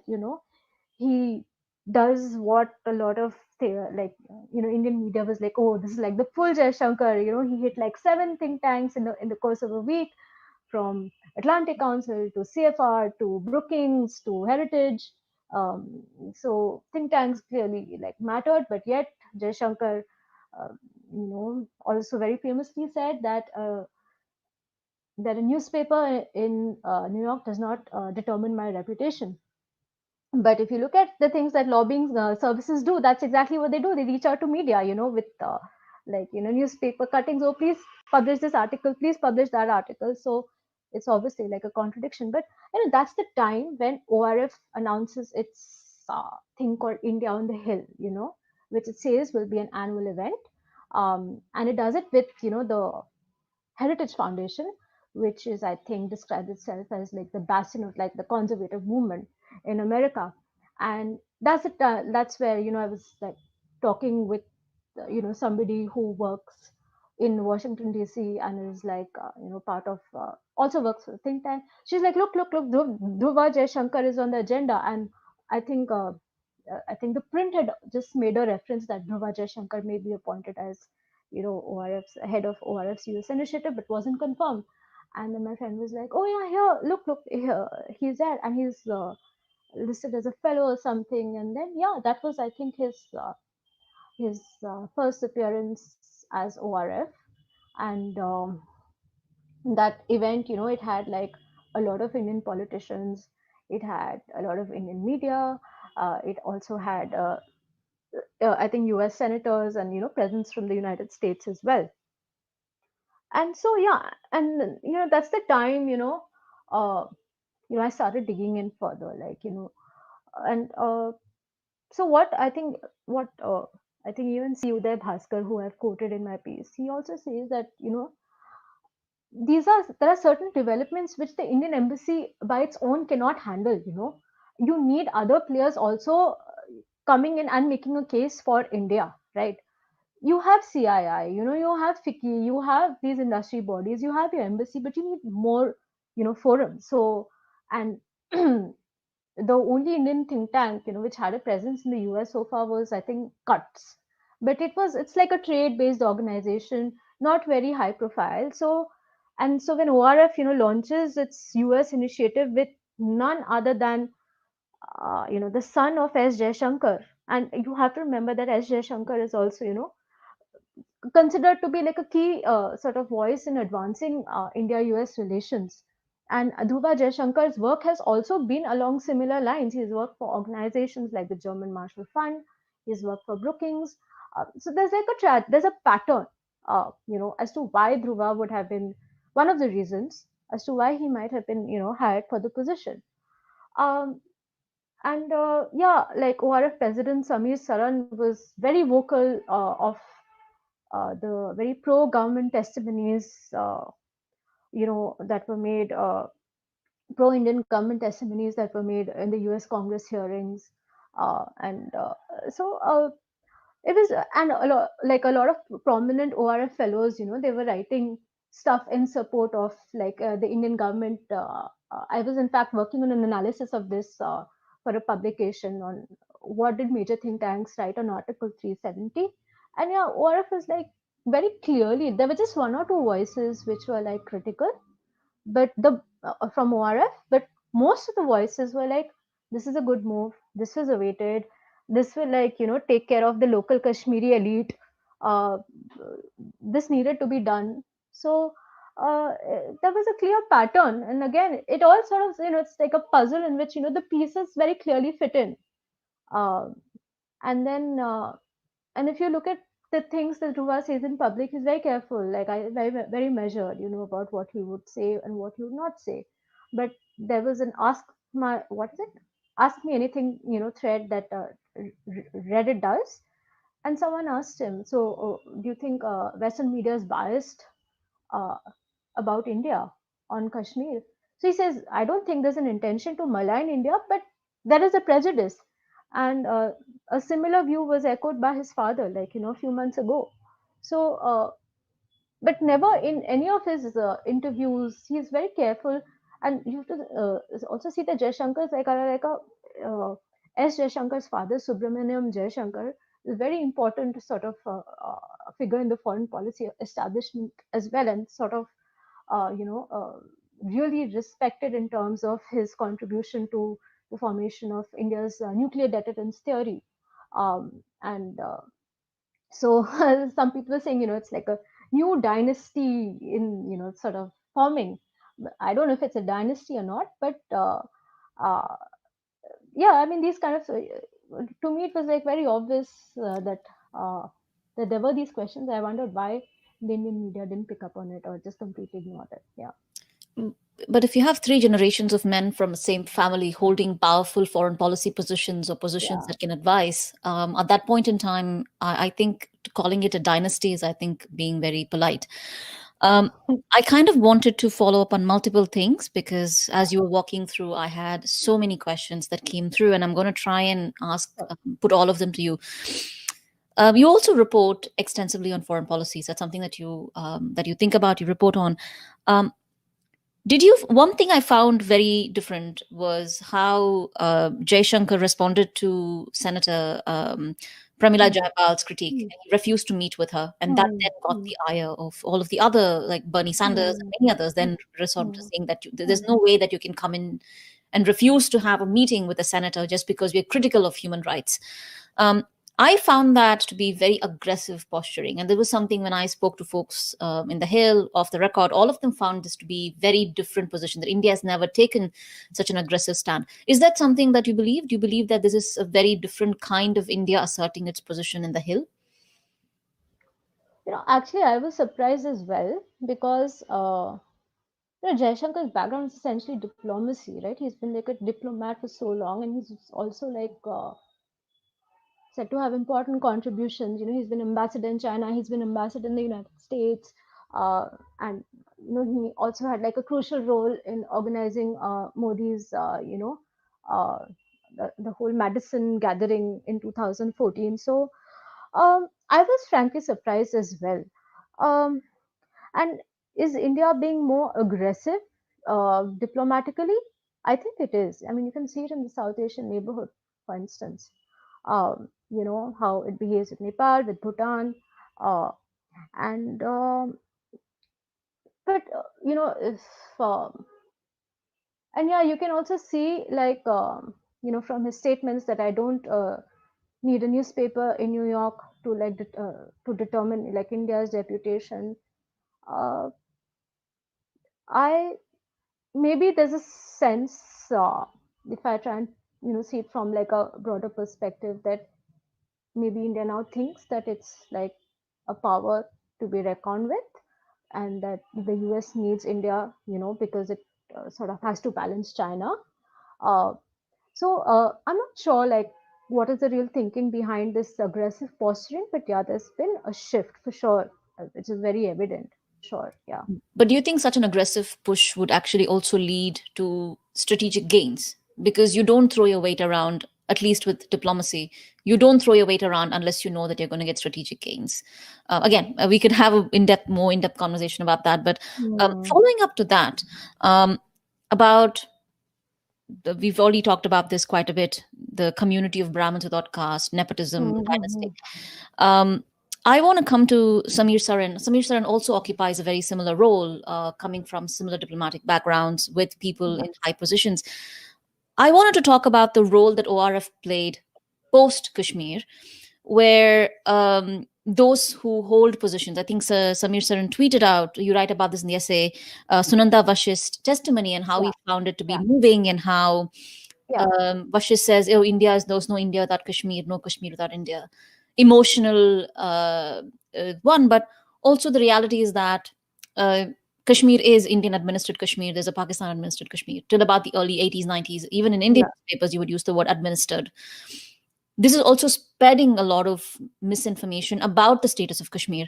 Can you talk to us about the role of those who occupy these high positions, who then also diplomatic position roles within the diplomatic community, who are supposed to be analysts, who then go on to push a certain narrative? Can you talk to us about that?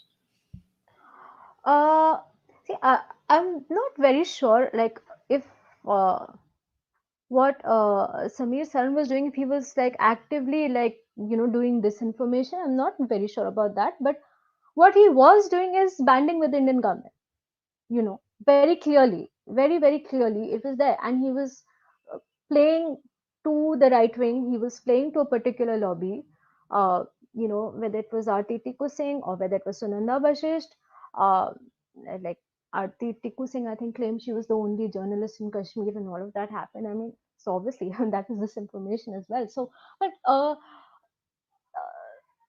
ORF, I have to say this about ORF, and this is something that people have told me over and over again about ORF. So it's just not just my opinion, is that they don't have very high research standards.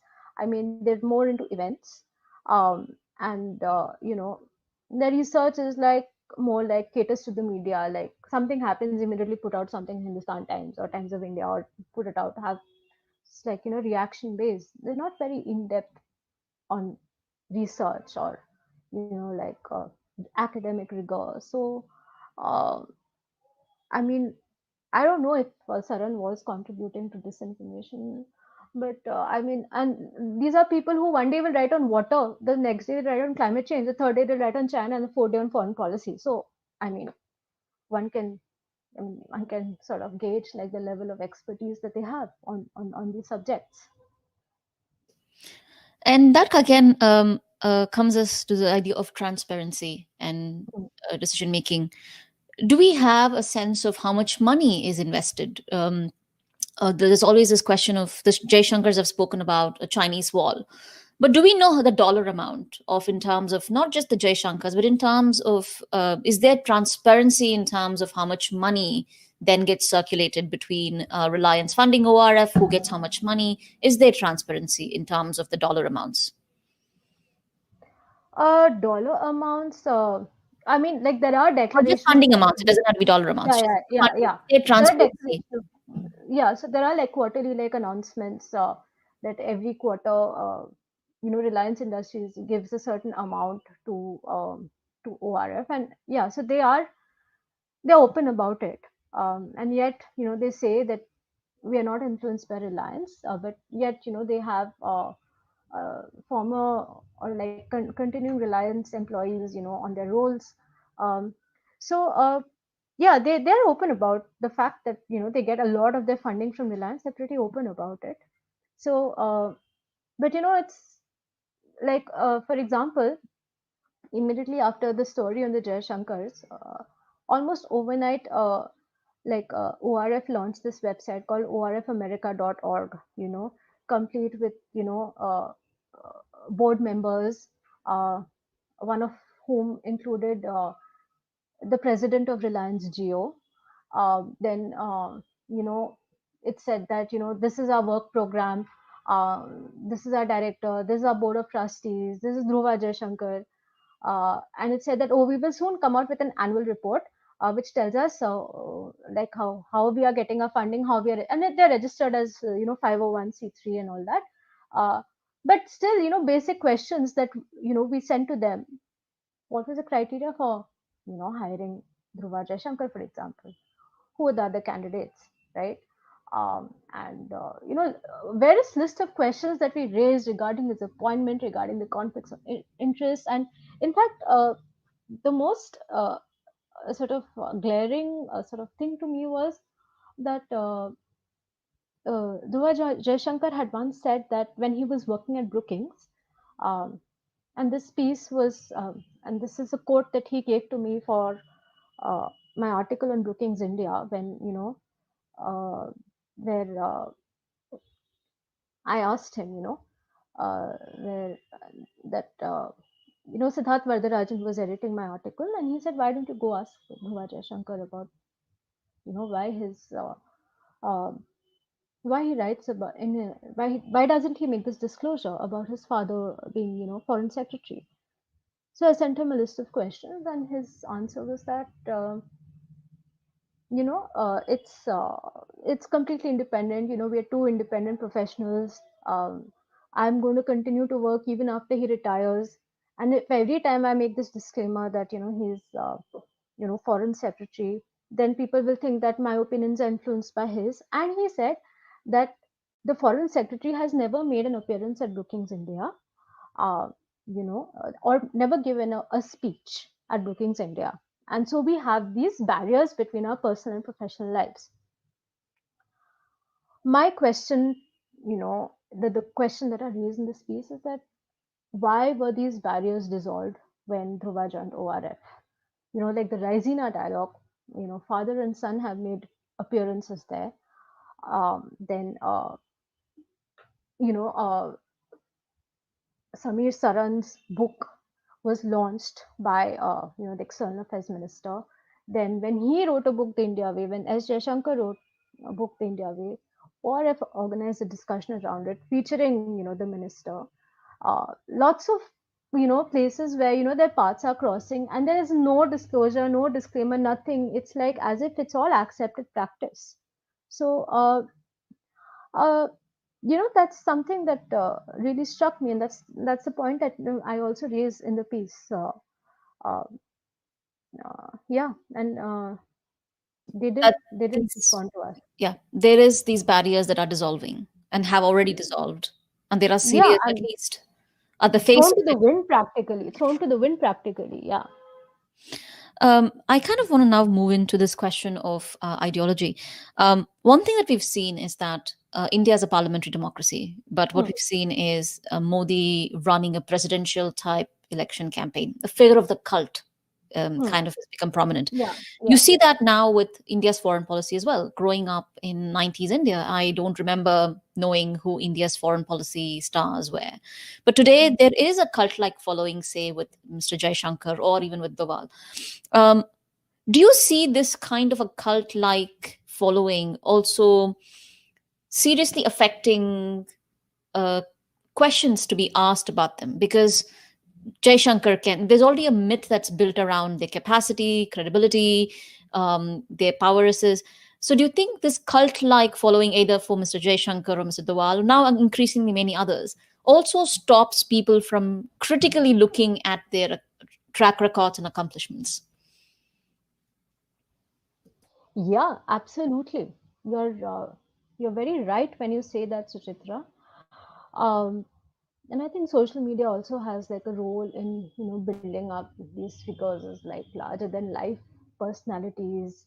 Um, but my problem is like when journalists themselves are in like awe of these figures, and fail to ask basic questions about this. And when you are in awe of the person that you're reporting on or something of that sort, it's uh yeah, I mean, and I think that's a problem with foreign policy reporting, and is that uh, we have a tendency, or to like fly the flag abroad, in our reporting, like take on Indian interests, like not criticize India or go with like the Indian government stand. We see that whenever there's a war with Pakistan, for example, we'll see that whenever the MA comes out with some press release, we'll see that whenever defense deal is signed between India and the US, there will be faithful parroting of the press release by the MEA. There won't be any like, there's no scrutiny of why the deal, who are the players, what is involved. Uh, it's very rare, and that's why I think foreign policy reporting in India is like it's very limited, because most of the writing that I see tends to like sort of fly the flag abroad as well, and it's very little critical reporting is happening. That's what I feel, and yeah, it is a result of some of these figures having these like larger than life appearances, and dominating public and social media imagination. We are coming to close to our end mark, and if you're willing to stay a little longer, we have more questions coming in. Yeah, So, sure. also for those who are sending in questions, you can send in questions through our emails or to also as a comment on any of the platform that you're viewing. Um, I kind of also want to kind of follow up on what you said. Also, most foreign policy reporting in India is done by men of a certain age. Often, even if you take a stock of India's top journalists, they all come from some kind of very similar diplomatic or an army background. Do you feel that these things also affect the way in which reporting is done, in terms of it's hard to hold people in power if you're also related to those in power, right?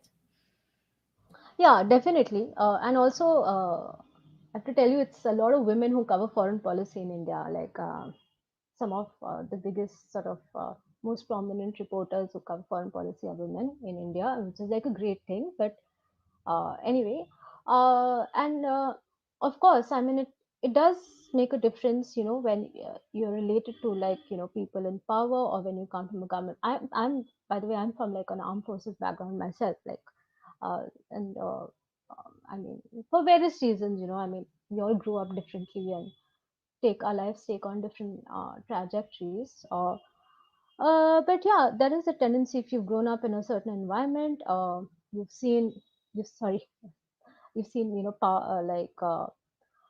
sort of power up close. You've seen, you know, you've seen like, oh yeah, you must like serve the government, you must help them, be a patriotic citizen. So yeah, I mean, there is a tendency, of course, when you're that close to power, how can you report objectively on it? Coming to the end, I want to ask you, you talked about ORF working with the Heritage Foundation, which is again identifies as a conservative. Do you see that organizations like ORF, the Vivekananda Foundation, then of course you also have the Hindu American Foundation in the United States, do you now believe that rather than working on research on strategic interests, that increasingly there is an ideology? In this case of India, there's a Hindutva, Hindu nation ideology that is increasingly prevalent. Is that something that you see? Is that happening? So the nature of most think tanks is that they work with the government of the day.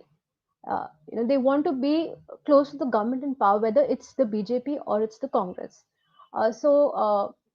So if we talk about ORF, like, yeah, it's obviously become much more like its right wing nature has become much more pronounced since since the BJP came to power. But it also cultivates the opposition.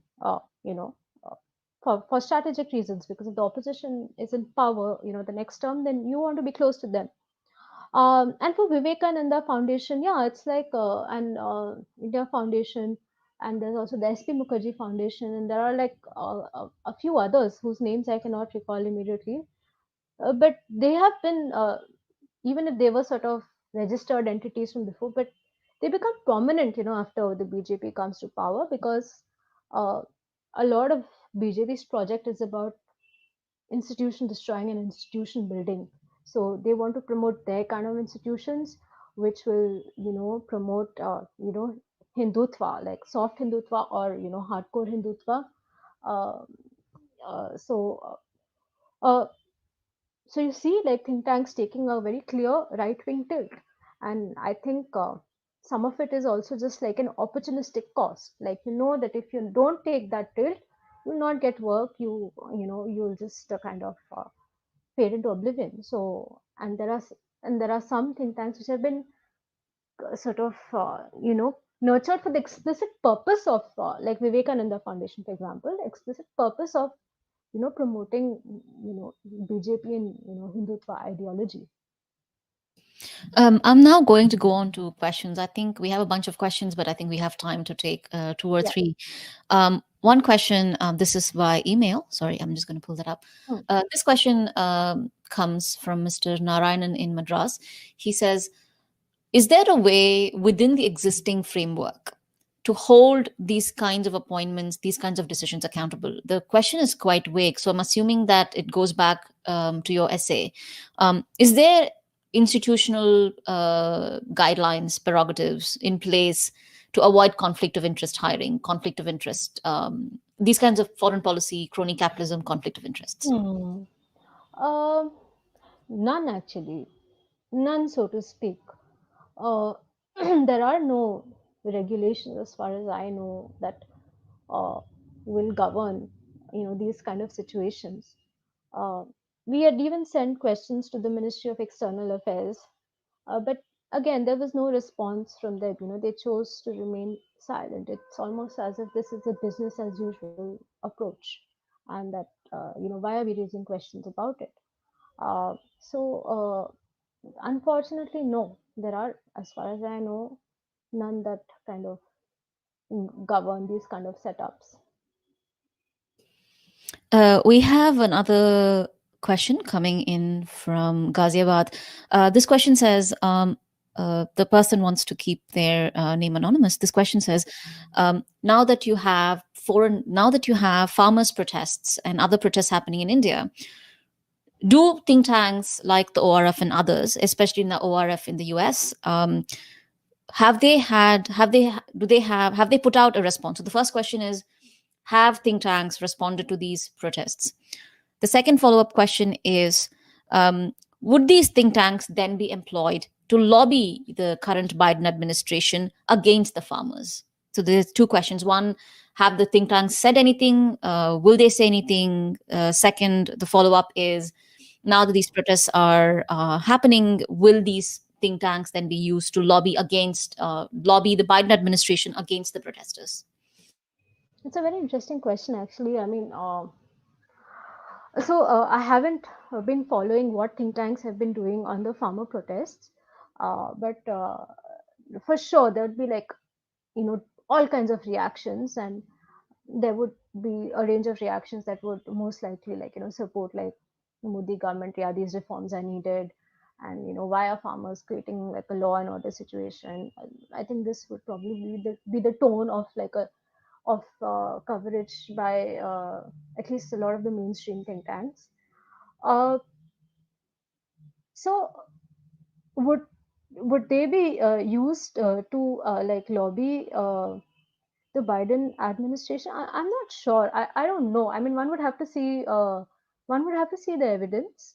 Uh, for sure, like, it's an issue that has relevance, in Indians in America, but one would have to dig into it, frankly, and we really don't know what happens, in these off the record meetings which are not sort of declared, and FARA filings, for example, um, uh, like, which sort of parties are meeting. Uh, it's entirely possible it's happening, but I won't be surprised if it is, but one would have to also see the evidence for it. We have more questions actually on the farmers' protest, and I think that's Oh, yeah. interesting. Very interesting. So this is from Simran in Toronto, and Simran asks, soon after Article 370, I'm going to rephrase the question as I read it out. Soon after Article 370 was revoked, you saw a series of conversations, hearings in the Hill. A lot of the Kashmiri voices were, for the first time, testifying in the US Senate and the Congress. With the ongoing farmers' protests, with MPs of Sikh origin in the UK and Canada and other countries already raising this, do you see a similar thing happening in the United States, where senators and congressmen of Indian origin, congressmen and women of Indian origin, now begin to raise questions about the farmers' protests? How do you see the foreign policy and diplomatic establishment in India responding to this? Again, a lot of questions about.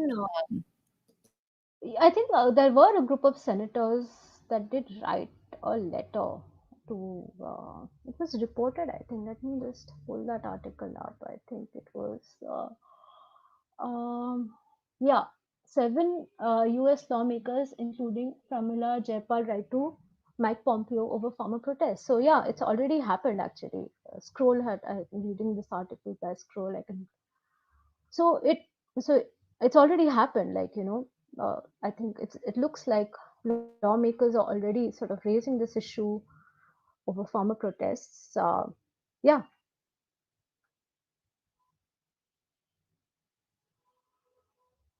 Hello. Urvashi, we're already down to our last 3 minutes. Can you hear me? Okay. Yeah, I can. So we are well past our time, and we're down to the 3 minutes to the last the NAR mark. Do you have concluding remarks so that we can conclude with your final thoughts? Yeah, actually, since we were also talking about big business and foreign policy, I just wanted to say that foreign policy has several stakeholders. It's just not like interstate relations. There are human rights groups, there are CSOs, and there are business corporations.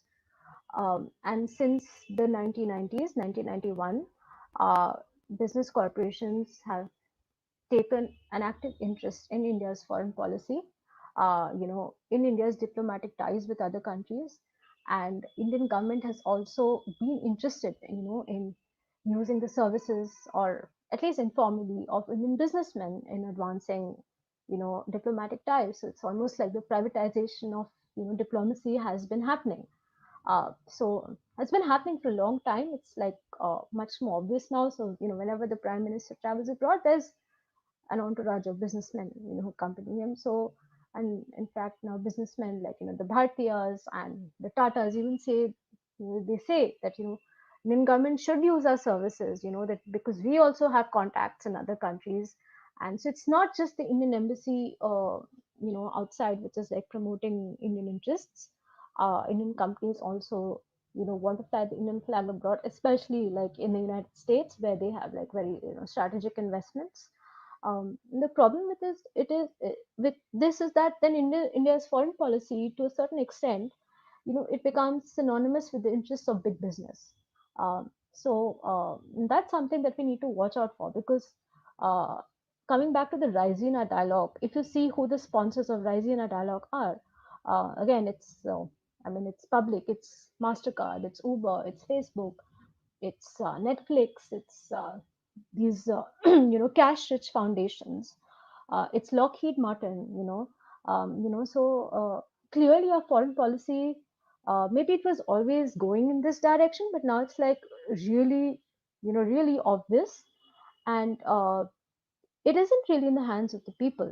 I guess foreign policy by its very nature was very elite, but now it's become more so, in the sort of in the grip of certain set of corporate actors. Urvashi, thank you so much for joining us today, and thanks so much for making the time. You could read Urvashi Sarkar's reporting, The Parent Entity, and the Caravan magazine. If you have heard, listened, or read anything that the Polis Project has produced in the last month or so, please consider supporting the work we do. Urvashi, thank you again. Really appreciate it. Thank you, Suchitra. Thank you, Suchitra.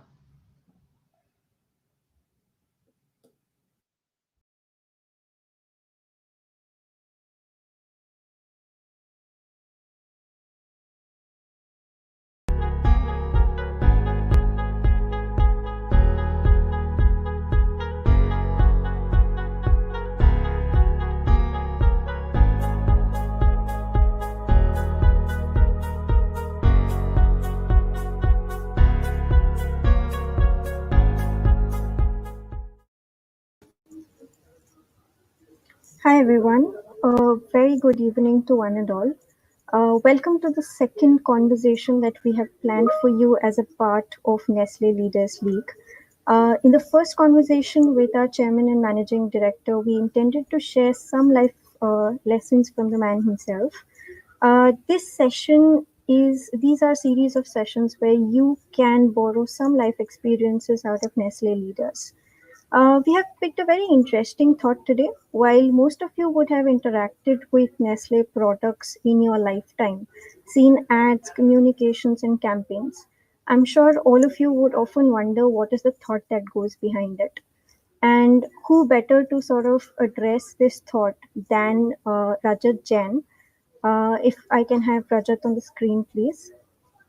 Rajat, in his current role, is the director for the foods business of Nestle India. He has more than 16 years of experience. He, in fact, joined us as a management trainee. He's worked across various categories, including chocolates, confectioneries, mints, noodles. He has led 7 brands in his course with Nestle. In all of this, he has had a rich experience in building brands, in accelerating growth, and orchestrating business turnaround. So, long story short, he is the man behind Maggie as we know it today, and he is here to tell you how to build iconic brands and campaigns. So, feel free to ask away your questions in the live chat, and we will try and address all of them. And that's about it from me, Rajat. Over to you. Thanks a lot, Akshata, and good evening, everybody. What a pleasure it is to be with you today.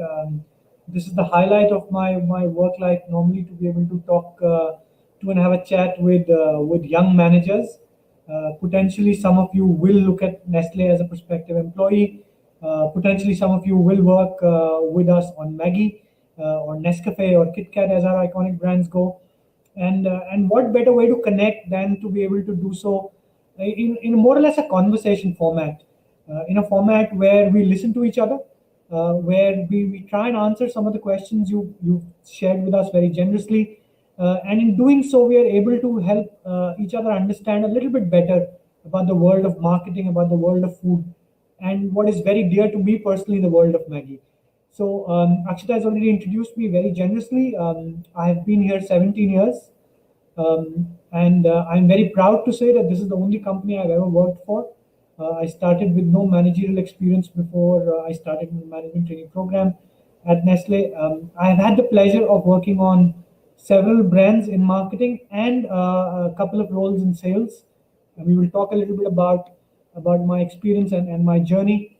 That's essentially what it is. It's a journey, and along the journey, I have picked up some useful tips and some lessons on what makes campaigns iconic and what makes brands become iconic brands and loved brands. Akshita is generous in saying I'm the man behind Maggie. I'm not. I have a fancy designation, that's all. There are thousands of men and women behind Maggie who make it possible every day.